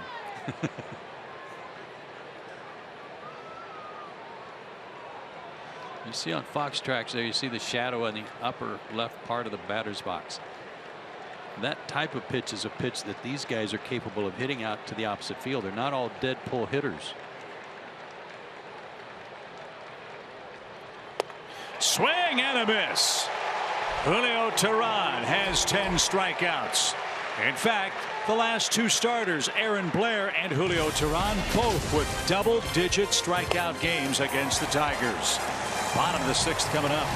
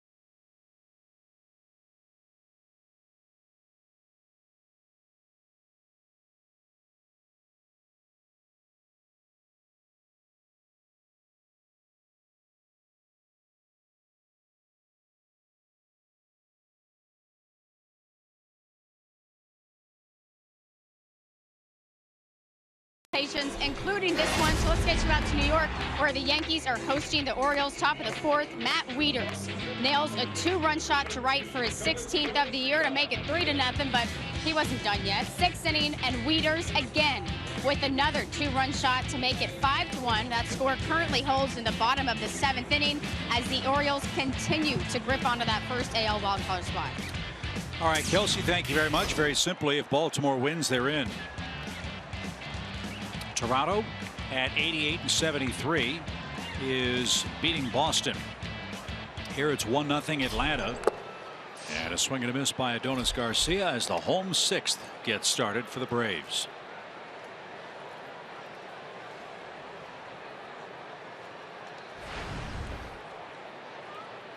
Another run or 2 wouldn't hurt, would it? No.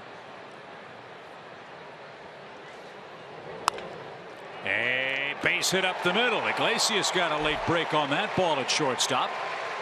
And Garcia has another multi-hit game and a good start in the Atlanta 6th. Another off-speed pitch. Made a mistake with it.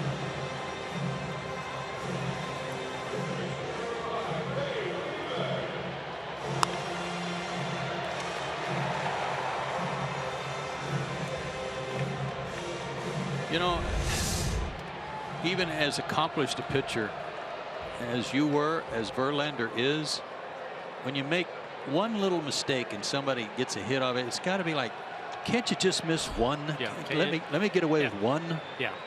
Hit it a little, pull it a little, hit it at somebody. Yeah. You know, yeah. Just let me get away with one. Of course, in reality, you've probably gotten away with a few, but we always think that's the one you did. Yeah. Freddie Freeman has the lone RBI in the game, a first inning sacrifice fly. And as we said in the very first inning, if you like strikeouts, this is the game for you. Julio Teheran has punched out 10. Verlander has struck out 5. In fact, for the Braves, it's the first time they've had back-to-back double-digit strikeout games worked by a starter since June of 2014.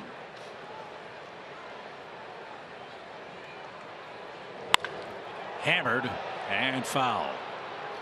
Last night it was Aaron Blair. Tonight it's Julio Teheran. In June 20 and June 21st action, Mike Minor and Julio Teheran turned the trick. Remember how Mike finished up the year. He's healthy and able to throw and ready to go next year. Hope so for his sake.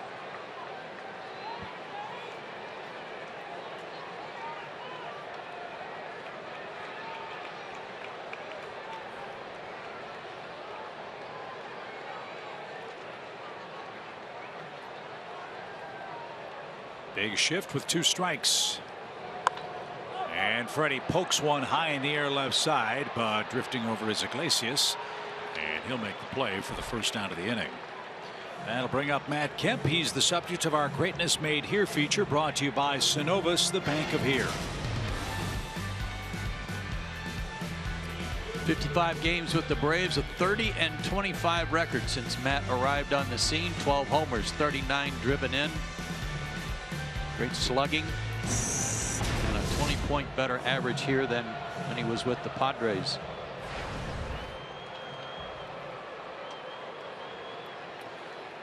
Matt wrapped into a first inning double play, lined out to deep center in the 4th.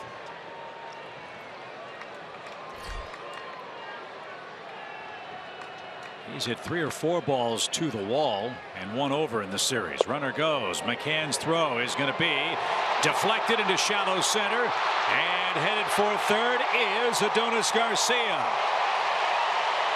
He got a great jump, stole second, takes third, and the Braves are in business with a big insurance run and 1 out.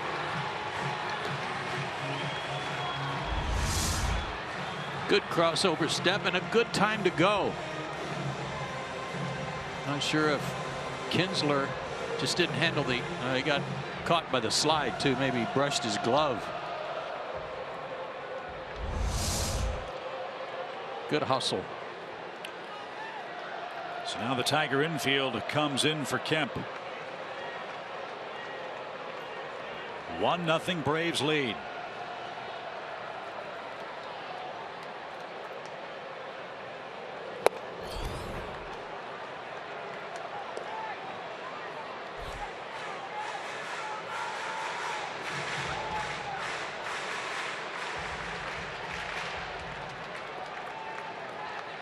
Freddie delivered a sacrifice fly in the first. See if Kemp can do the same here.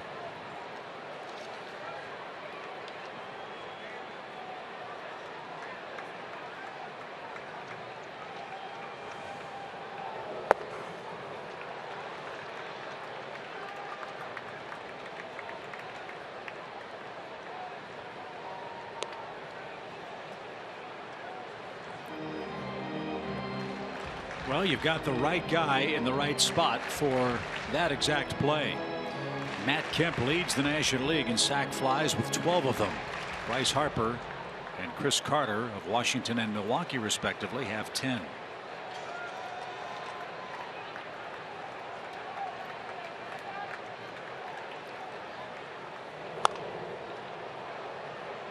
Matt's still alive. It's 1-2. Spoiled a good pitch there.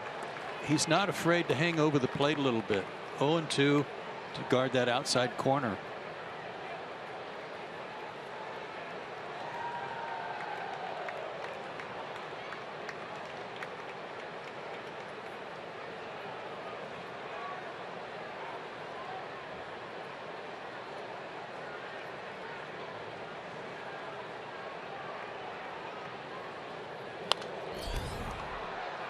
That's headed for the upper deck. 96 and fouled that off.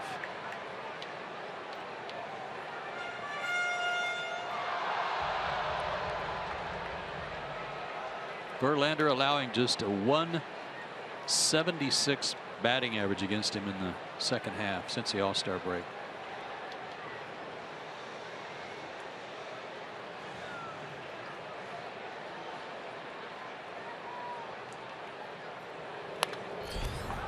Off the top of the screen, and Kemp's getting good swings against Verlander here in this 6th inning. 78 pitches for Verlander. Get this, 61 strikes, and he's losing. And a lot of swings and misses at the top of the zone.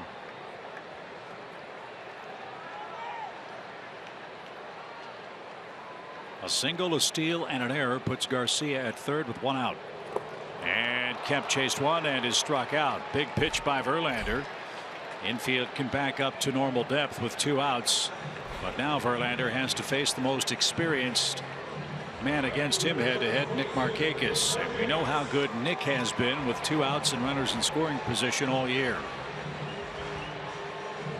Can he work his magic here in the 6th? We're about to find out.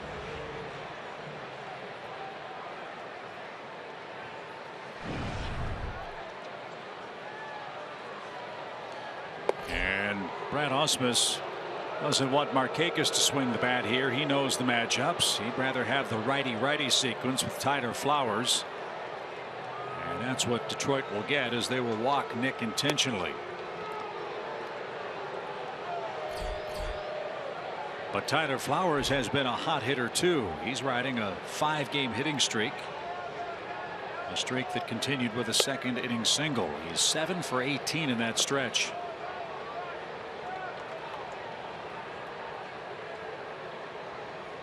And he's hitting .354 this year with runners in scoring position. That's how you rack up that many RBIs. You know he wanted to get at least 1 more to get to 90, but they're not going to let him have a chance here. So the Tigers pitch around Markakis. Here's Flowers.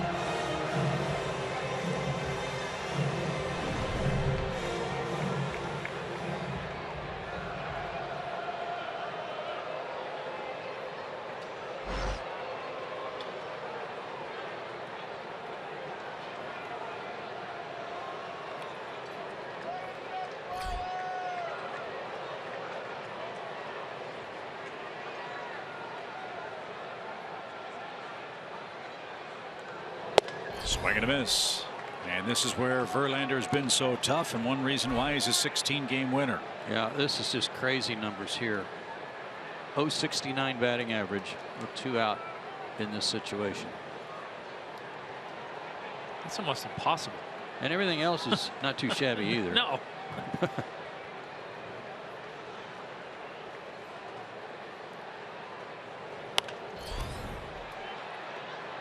And Verlander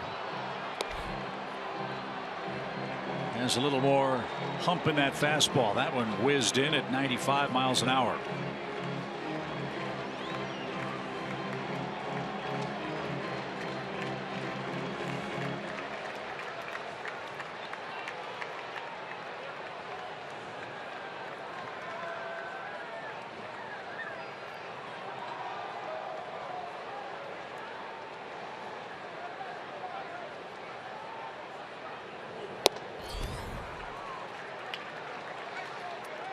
He's still bringing it.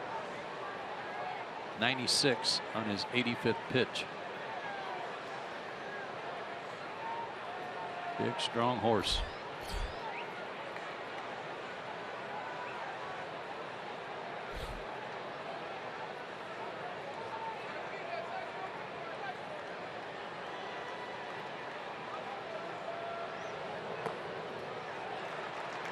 Two and two. Good job laying off that pitch. Very good.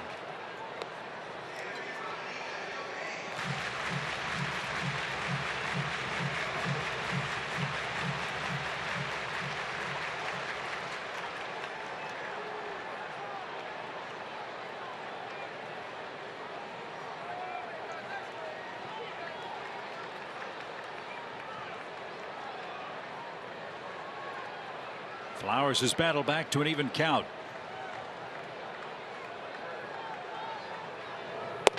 And now it's full.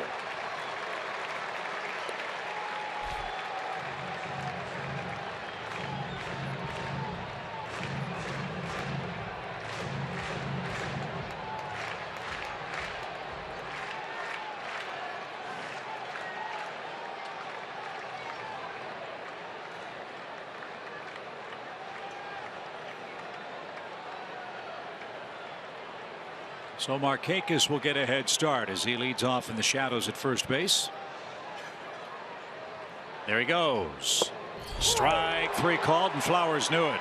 At 96 miles an hour, Verlander strikes out his seventh man, and the Braves strand a pair. This classic final game at Turner Field continues on Sunday, October 2nd. Verlander and Teheran locked in a 1-0 duel with a ton on the line.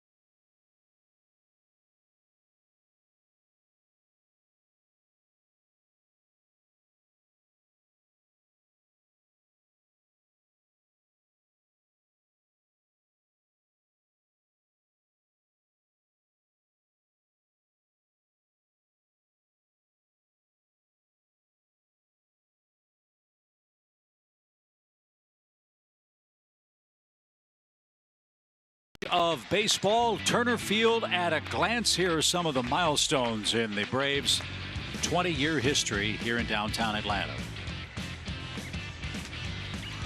I don't think any of that's too surprising, although for most wins it could have been Greg or Tom or John. Wouldn't have surprised me.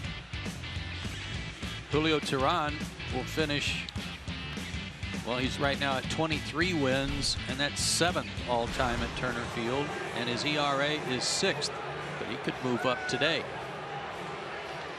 Out of those 1,618 games, the Braves have won 950 of them. That's a good percentage. And so off we go to the 7th inning.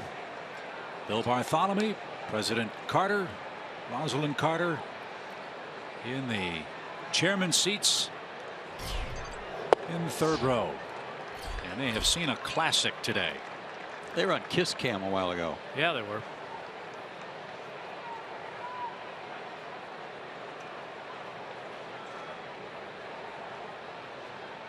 Huge Braves fans. Great to see him.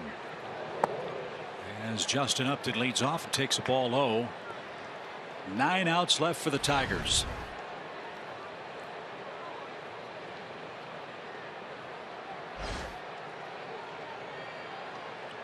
But no matter what they do, it might not matter. Baltimore's winning. Toronto is winning. Big swing and a miss. Cleveland's winning, by the way, 3-2 in the 8th.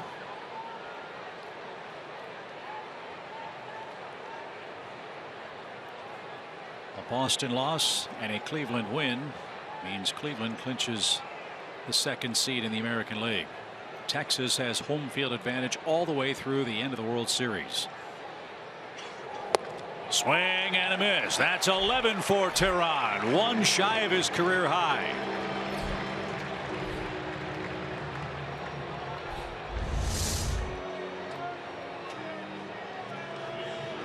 Don't think for a second that Julio, going into this start against Verlander, didn't know what was at stake and how exciting it was to get the honor of pitching the last game at Turner Field and rising to the occasion. He has been super.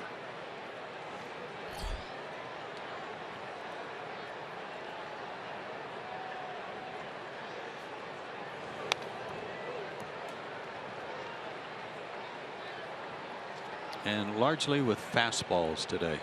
Yep.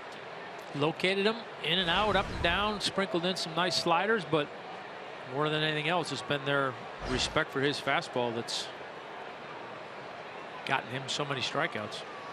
Braves have some action backing him up in the bullpen. Kroll and Rowe in case.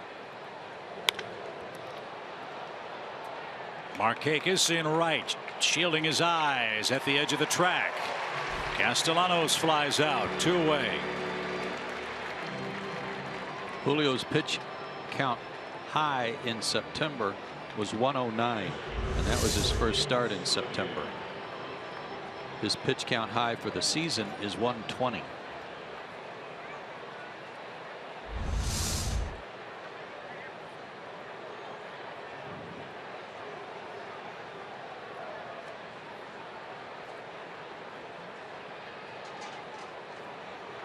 So 2 outs for the catcher James McCann. He is struck out and he's flied out. Markakis made that gorgeous over the shoulder catch to retire him, and it's butted behind the plate. No play for Flowers. Strike 1 for McCann. As it stands now, both the Braves and Tigers are playing their 5th 1-0 game this year. Detroit's 1-3 in 1-0 games. The Braves are 1-3 in 1-0 games.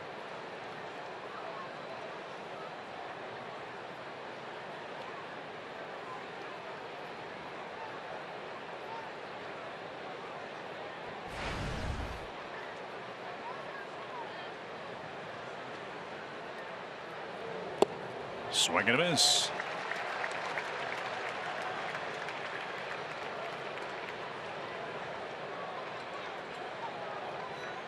His complete game shutout this year was June 19th at Citi Field against the Mets. A 1-hitter, no walks, 7 strikeouts.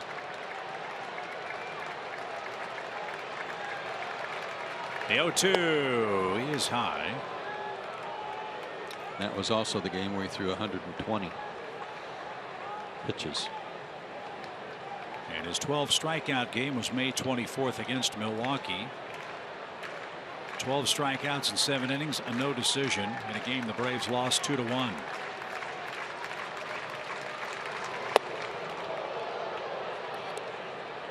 And Joe, it looks like the hitters are not picking up the ball well at all. I don't think they are. He's throwing some high fastballs like Verlander that I think the hitters are seeing it out of the hand, but it's getting on them before they're able to react.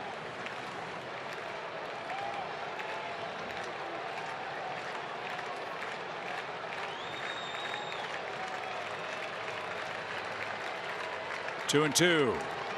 Swing and a miss. It's a dirty dozen for Julio Teheran. That matches his career high. 3 up, 3 down for the Tigers. We head to our final 7th inning stretch in Atlanta, where the Braves are spoiling the day for the Tigers.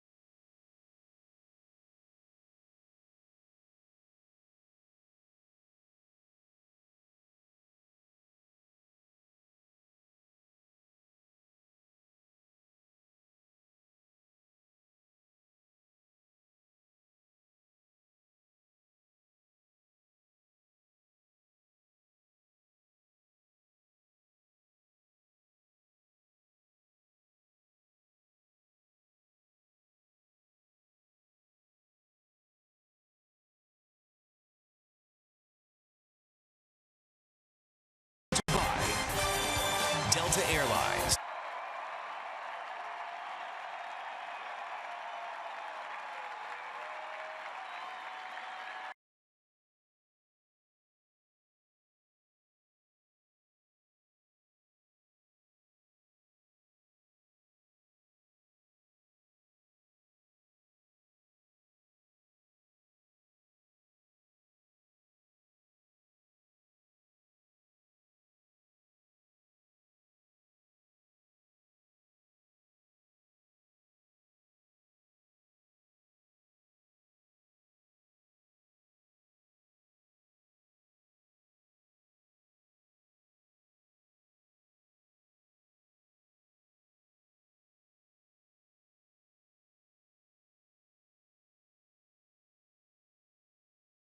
Atlanta, a final game classic here at Turner Field.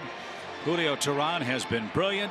12 strikeouts. The Braves gave him a first inning run, and he has made that stand up against Justin Verlander. What was that?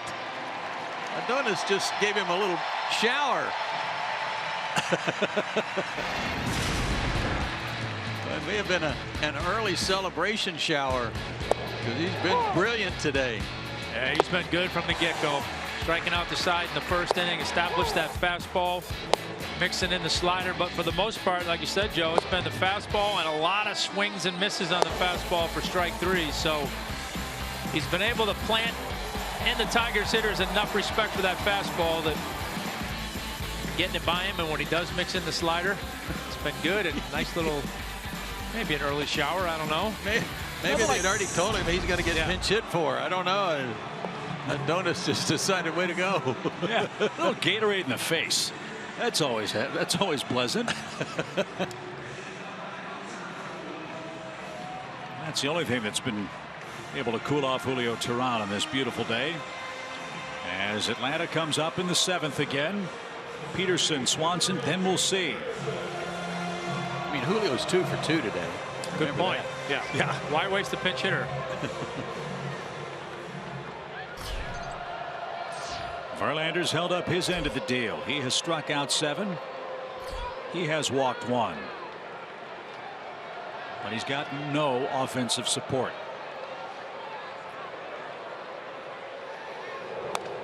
And fouled back. Strike 1. Verlander was at his best last inning. Runner at third, 1 out. He struck out Kemp, walked Markakis on purpose, intentional walk, and then struck out Flowers to prevent a second run from scoring.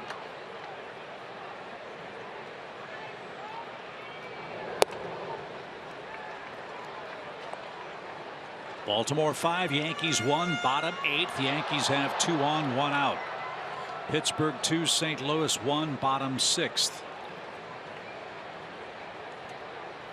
Cleveland 3, Kansas City 2, bottom 8. Boston still trails 1-0. That is against Toronto. Aaron Sanchez and David Price in a Fenway Park Classic. Well, you know what's going to happen there. Big Papi's going to come up in the 9th and do something special. Yeah, this is David Ortiz's final regular season home game at Fenway Park. And there are quite a few notable final games today. Mark Teixeira, last day with the New York Yankees. He announced his retirement earlier this season in New York. Ryan Howard, in all likelihood, finished with the Phillies. He was very emotional, gave a great speech at Citizens Bank Park. He had another home run yesterday. Pop fly foul and out of play. And again, for those of us who work in the media, a bittersweet day today. We celebrate, we honor, but look on and listen with sadness as this is the final time Vin Scully will be behind a microphone in a major league game. Last time that happened, you have to go back to 1949.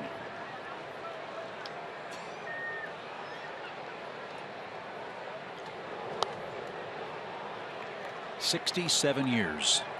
The voice of the Dodgers in Brooklyn and LA. Fantastic, isn't it? We've got some Iron Men of our own in our crew we need to celebrate. Before we leave air this afternoon for the final time in 2016. First, the 2-2 pitch for Jace Peterson. That's hit towards straightaway center. And Maven's got it. There's out number 1. Dugout seats at SunTrust Park are perfect for the ultimate Braves fan. You can get as close to the action as you can without being in the lineup and keep your cool even when you're on the edge of your seat with the state-of-the-art breathable mesh seats. Get your dugout seats today online at braves.com/dugout. And we will have a chance to show you some of those Tom Glavine installed seats on our Braves Live post-game show as we move home plate from Turner Field to SunTrust Park in just a little bit.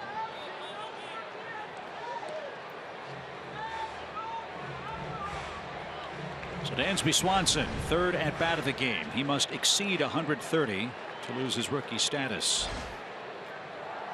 130 at bats, that is. He's 0 for 2 in today's game. And this is number what? 3. Number 129.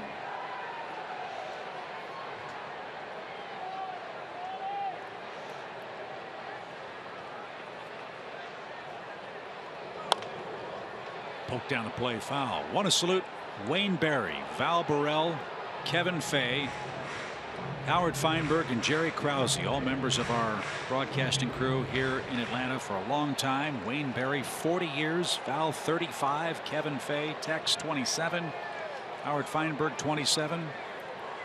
Those 5 folks saw the first and now last game here in Turner Field history. They are very talented, great friends, and we are so appreciative of them. They're all good at what they do, but they're all even better people. Yeah, good people. Which makes our job so much easier, makes it so much more fun to come to the ballpark. 1 ball, 2 strikes for Swanson. Malik Smith is in the on-deck circle. As this ball's hit to second, Kinsler's got it. And the day is done for Julio Teheran. It appears 7 innings of 3-hit shutout ball. Remarkable season finale for Julio Teheran, who is one of the worst supported pitchers when it comes to offense, but all he needed was 1 today.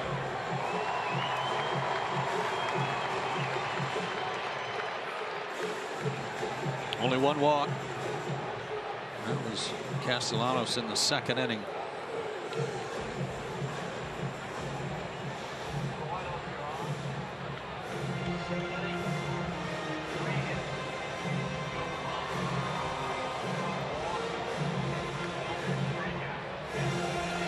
So the Braves will turn it over to their bullpen, which has been electric since September 1st.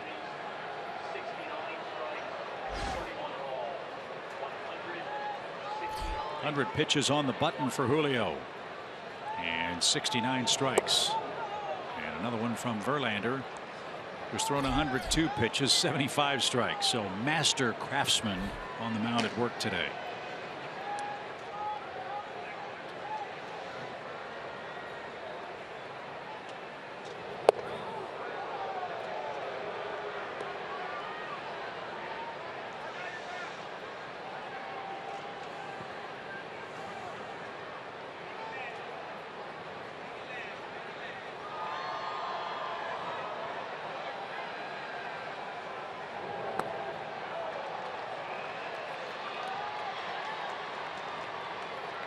You got to figure this is going to be Verlander's last inning. His spot's due 2nd in the 8th.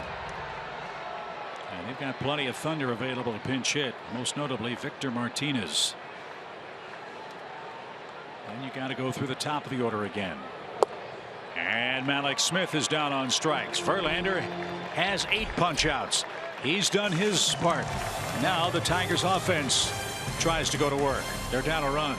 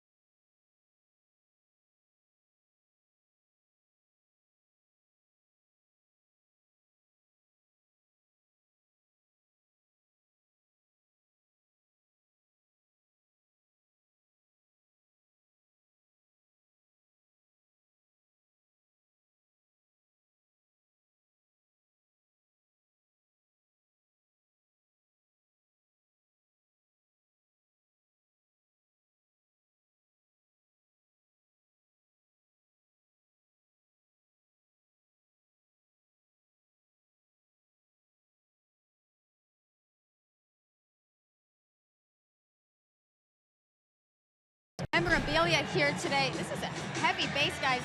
These are hot commodities. This is the most expensive thing you can pick up. One of the game-used bases. The balls are also being sold, all of the game-used balls. The price is definitely inflated for this game, but for good cause, because it is a fun day here at Turner Field. The Braves playing great. The Braves are saying they're going to keep home plate, the pitching rubber, and take $20 put on display at SunTrust Park for good reason. What a game we are seeing here today, guys. It is a great game, Kelsey. No doubt about that. As Julio Teheran is going to be relieved, Jose Ramirez is on. And he's got the 8, the 9, and the 1 spots coming up for Detroit. He was good last night. He worked a good inning after the home run by Upton off of Aaron Blair. Ramirez came in, struck out Castellanos, got Saltalamacchia and Iglesias for him a 1-2-3 inning.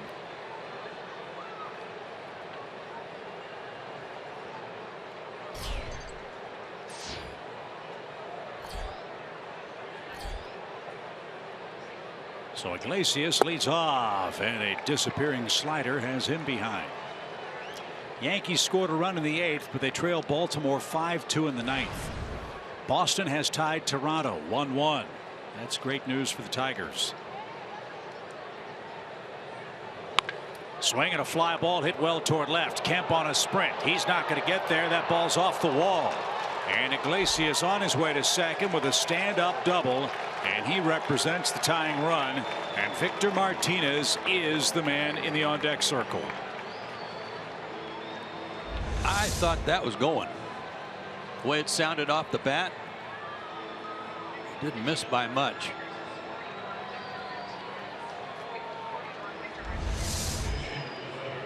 So now, get your pitching shoes on. Braves were able to retire Martinez last night for the last out of the game.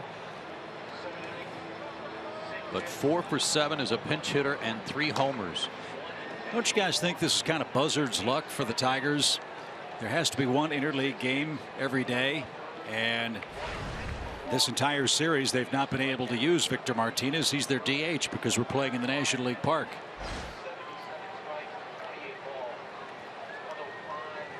So Verlander is out of the game, but Victor Martinez a chance to do serious damage here.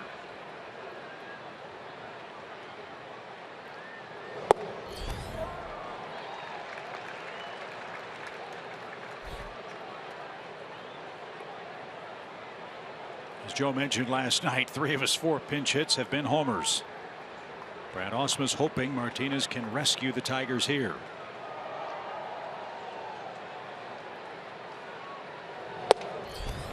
Ooh. 98 and right on by. 0-2. Yeah, a little giddy up on that one.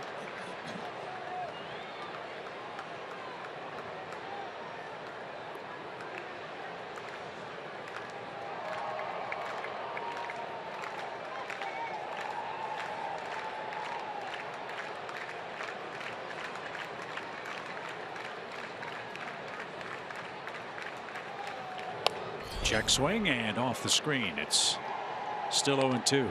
One of the things he provides them as a switch hitter is a left-handed bat. Saltalamacchia was in there last night, also a switch hitter, but they are so right-handed heavy.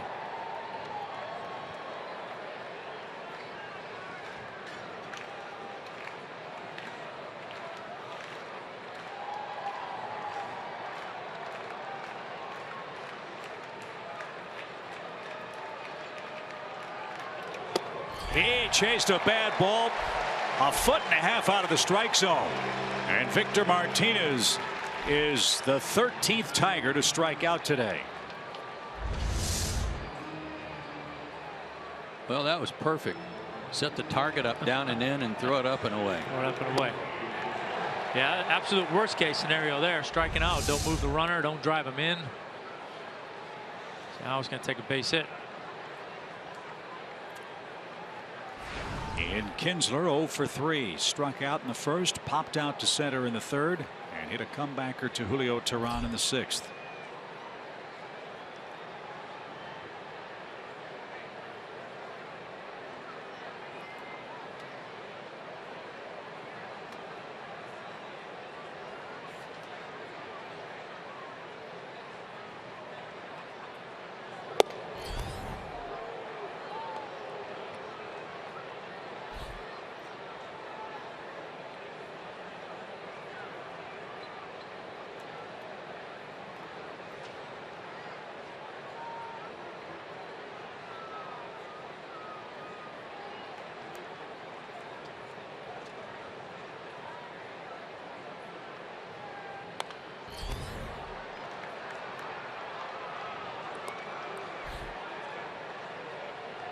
Jose is bringing it.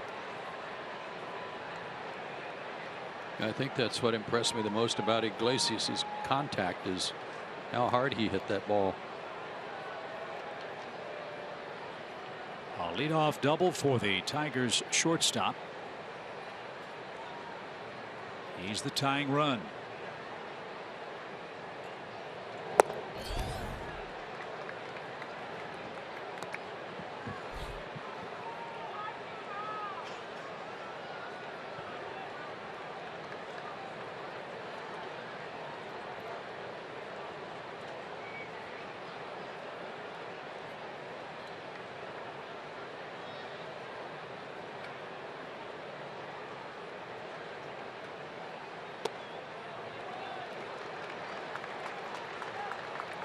Dangerous count now, 3 balls and a strike.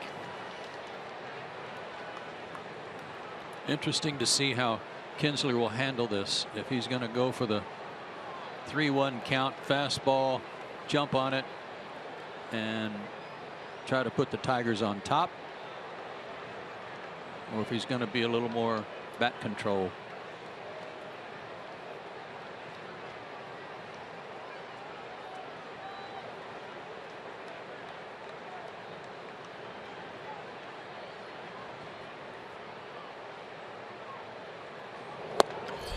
Swinging for the downs, and he didn't get it.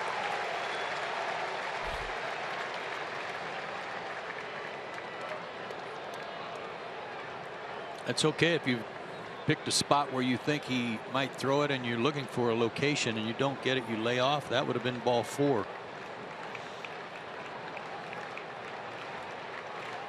Well, let's see what Ramirez has up his sleeve here.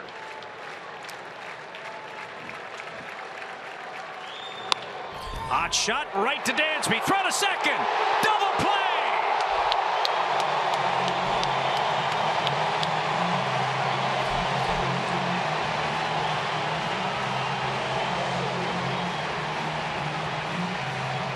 For the second straight game, an 8th inning double play breaks the Tigers' hearts.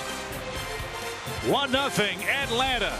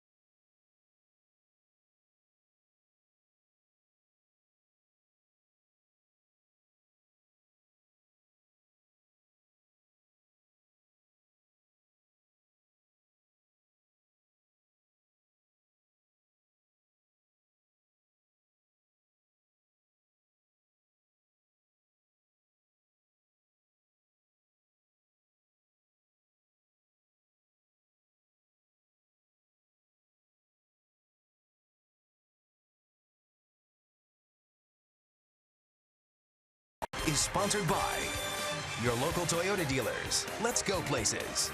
The Georgia Lottery. And Synovus, the bank of here. Well, the Braves are getting things ready for the post-game ceremonies honoring the final game here at Turner Field in Atlanta. Joe's going to MC the proceedings here at the TED. As indeed, we will put the TED to bed, and that double play might have been a dagger for Detroit. Second game in a row that an 8th inning twin killing takes him out of a chance for an inning. Well, I don't know where Iglesias was going, but the Braves are happy he was leaning the wrong way. I think that kid hadn't had a good time the last 2 days. Oh, man. fun to watch. And before we go too much further, as this is our final broadcast of the 2016 season, we need to pay homage to one of our partners up here. Today's the final day of Joe Simpson's 25th year behind the microphone with the Atlanta Braves. So, partner, that's nice. Congratulations. Thank you. Nice. Thank you, boys. Congratulations. It's been a fun ride here at Turner Field for the last 20 of those. I've seen a few ball games and seen a lot of great wins and great plays like we just saw from an outstanding organization.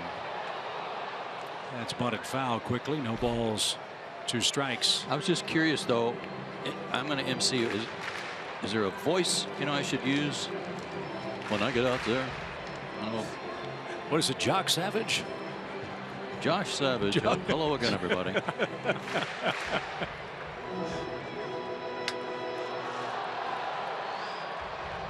Well, I can't wait to hear all about it. I'll be in the car. As will I. Turn the radio up real high. Headed up to SunTrust Park. So do you think you guys will make a stop off anywhere, like Subway or? I'm open Zaxby's. Yeah. Okay. Good call.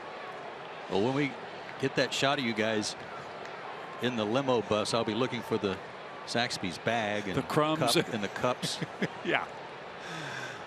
1-2 pitch from Rondon to Inciarte, missed. 2 balls, 2 strikes. Although with all we've eaten up here today, I'm not sure you need to. Yeah, good point. Yep. All the grief we've given Chan over the years for his hot dog eating, he was going to make sure we put one away today. Well, can't take him with us. It's the last game here. Good point. Line drive into center. Mabin's going to catch that. And there's out number 1. So here's our menu again for the extended and special Braves Live post-game show. Our farewell to the TED. It's the ceremonial final pitch. We'll move home plate from Turner Field to SunTrust Park. The parade of Braves country states. And Don Sutton, Bobby Cox, John Smoltz, John Schuerholz, Joe Simpson will be at the microphones. And then one final chop. Chanting chop, I hope, here at Turner Field for the last time. Mile high pop over by the Tigers dugout. Castellanos gives chase, won't have a play, and it's strike 1. I go back to our series against the Dodgers in June, and I remember what Vin Scully said about what he remembers most about playing the Braves, and that's what he said. Vin always loved the roar of the crowd. He said as a child, listening to his Philco radio and hearing the crowd roaring at a Tennessee or Alabama football game that meant nothing to him growing up in New York. It just energized and electrified him. But he said hearing the, as he said, Indian chant start and the fans in unison waving the arms and the tomahawks, he thought was just quintessential Atlanta Braves emotion. And we've heard a bit of it today in this 1-0 game.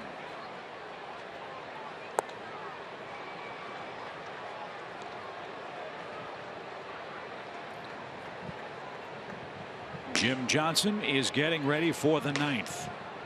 If you missed the news, Kelsey Wingert reported Jim signed a 2-year contract extension that was announced today. And Adonis is down on strikes. Rondon has his first strikeout of the game. And the 9th Brave to go down swinging. And here's the man that has plated the only run of the day. Freddie Freeman, all the way back in the first inning, hit a sacrifice fly to center that brought home Ender Inciarte.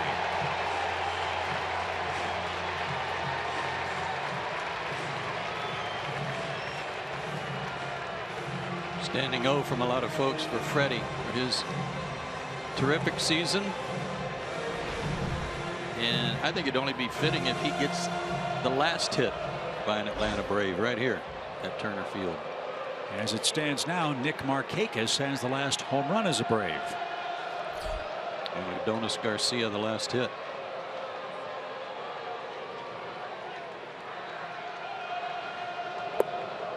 Down and in, 1 ball, no strikes. Baltimore has won. They beat the Yankees. That is a 5-2 final. So Baltimore is in as a wild card.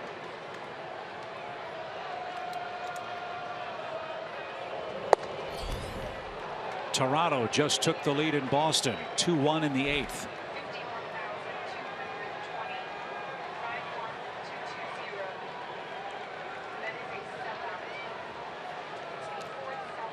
The Braves drew 51,220 fans today.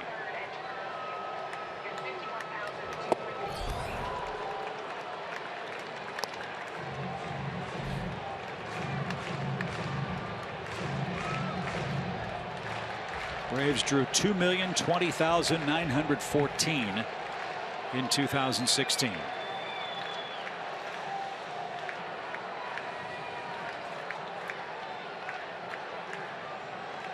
So 1 ball, 2 strikes for Freddie Freeman. Bases empty in the Atlanta 8th.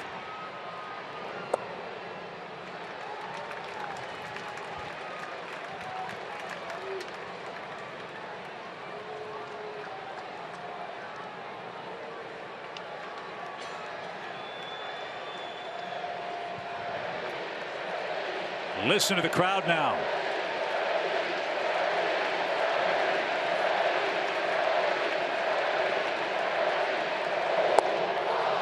Swing and a miss, and that will send us to the 9th inning. It's desperation time for the Tigers. Jim Johnson is on. Maben, Cabrera, and Martinez coming up in a 1-run game.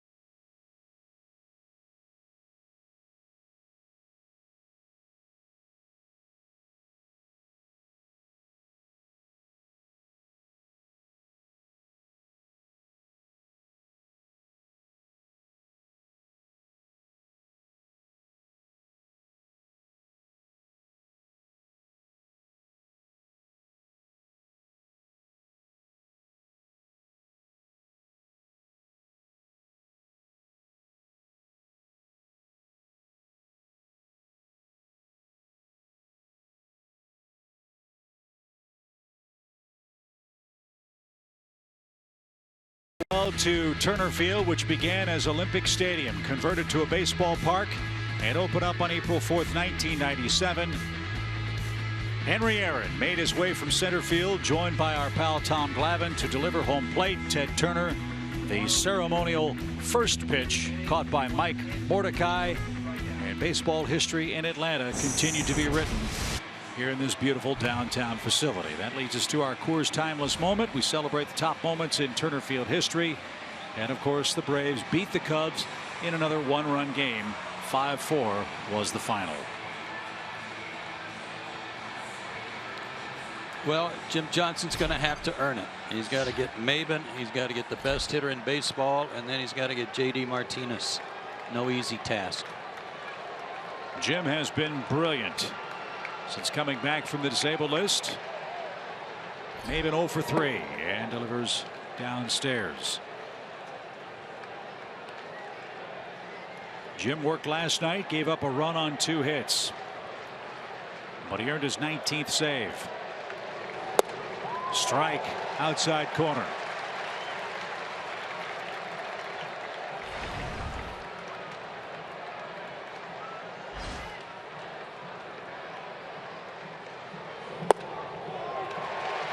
Ooh. 1-2. We talked about his slow curveball being a real devastating pitch, but it's fastball command for him too. There you go. No swing. And Maben has a 2-2 count.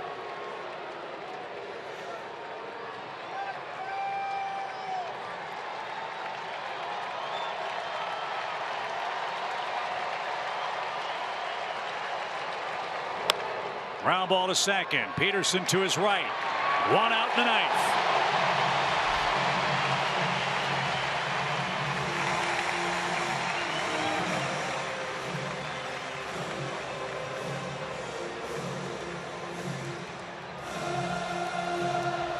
Baltimore's already won. Toronto has taken the lead. Detroit's got to come up with some kind of rally to even have a chance, in hopes that Boston could come back and beat Toronto. Miguel Cabrera 1 for 3. This is the guy they lean on. Last night when Chaz Rose struck him out with the bases loaded, nobody out. What a huge 4-pitch sequence.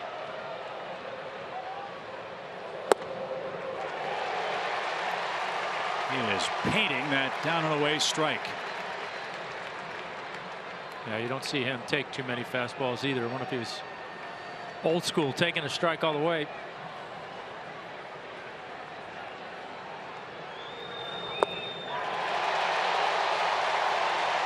Bottom dropped out of that pitch. It's 1-2.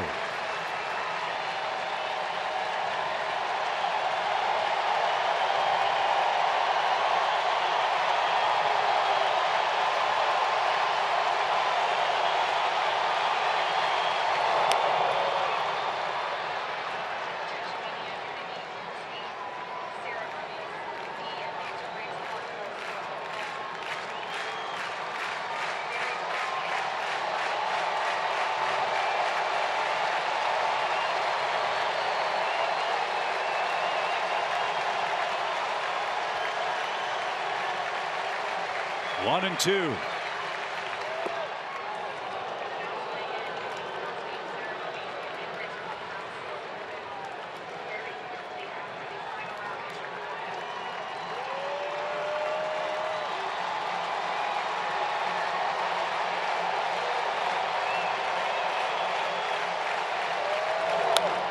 Line drive into right field by Cabrera. He fought that ball off. So the Tigers still have life as Miguel Cabrera has his second 2-strike hit of the game. And J.D. Martinez is the Tigers hitter. He's never going to go quietly. Cleared his hips out of the way so he could get the barrel to that one. And he'll make way for a pinch runner. Andrew Romine's going to pinch run, and Cabrera with a tip of his cap to the Braves dugout as he heads across the diamond for Detroit.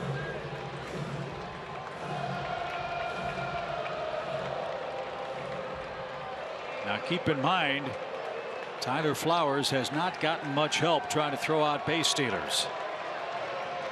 He started this series 2 for 62.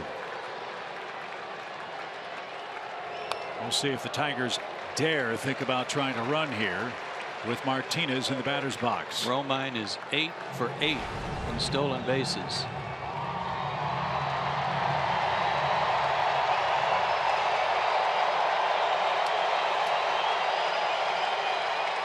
No balls and a strike.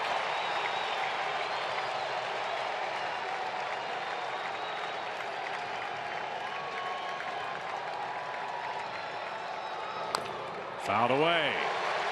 Martinez down to his last strike. Remember, it was Martinez that hit that rocket that Dansby turned into an inning-ending double play in the 8th last night. A double play would end the game, and maybe the Tigers' season. That was a breaking ball. It's almost like these first 2 swings, he's trying to hit the ball to right field and take advantage of that hole. Yeah, I got a huge hole over there at second base. 0-2. Swing and a miss. 2 out.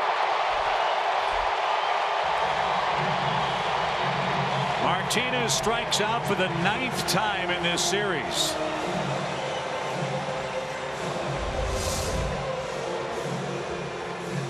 High heater. That's been working today for both sides. Martinez 1 for 13, 9 strikeouts in Atlanta. He's their cleanup man. Justin Upton over there in the dugout a minute ago looked like he was just hoping to get a chance. Somebody get on so I can get a chance. Well, he's been one of the hottest hitters in baseball in September. 12 home runs, 27 driven in, 18 runs scored. The Tigers are staring at the abyss in Atlanta.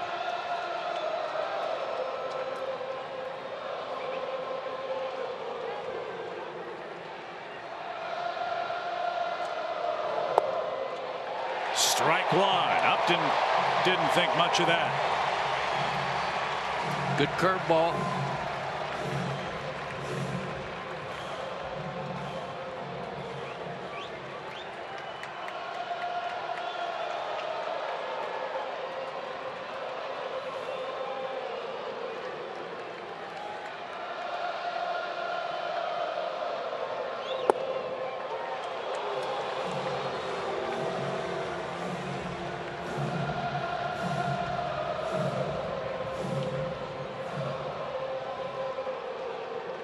Verlander praying, willing Upton to keep the game alive. Pitch is high, ball 2. Just watching Romine, I don't think he has any intentions of going anywhere. He's got a very short lead.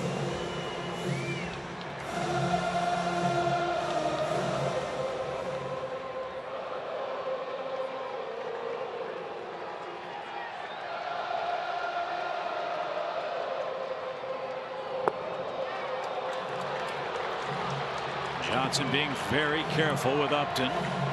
He's got Castellanos on deck. However, if Upton reaches, the tying run would be in scoring position in the 9th.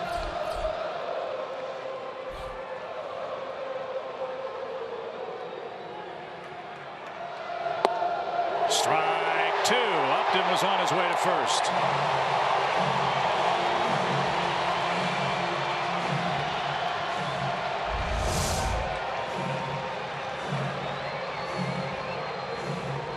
Good pitch. So Detroit's season might come down to this pitch.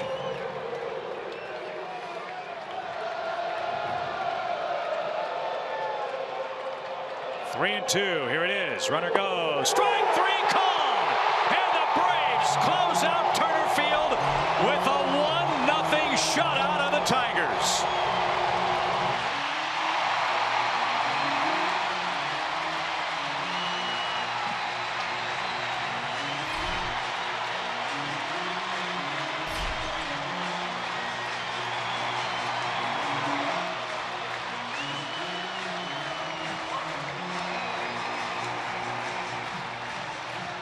Masterful pitching by the Braves today.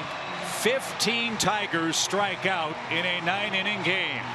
And Atlanta got a first-inning run courtesy of a Freddie Freeman sac fly to beat Justin Verlander.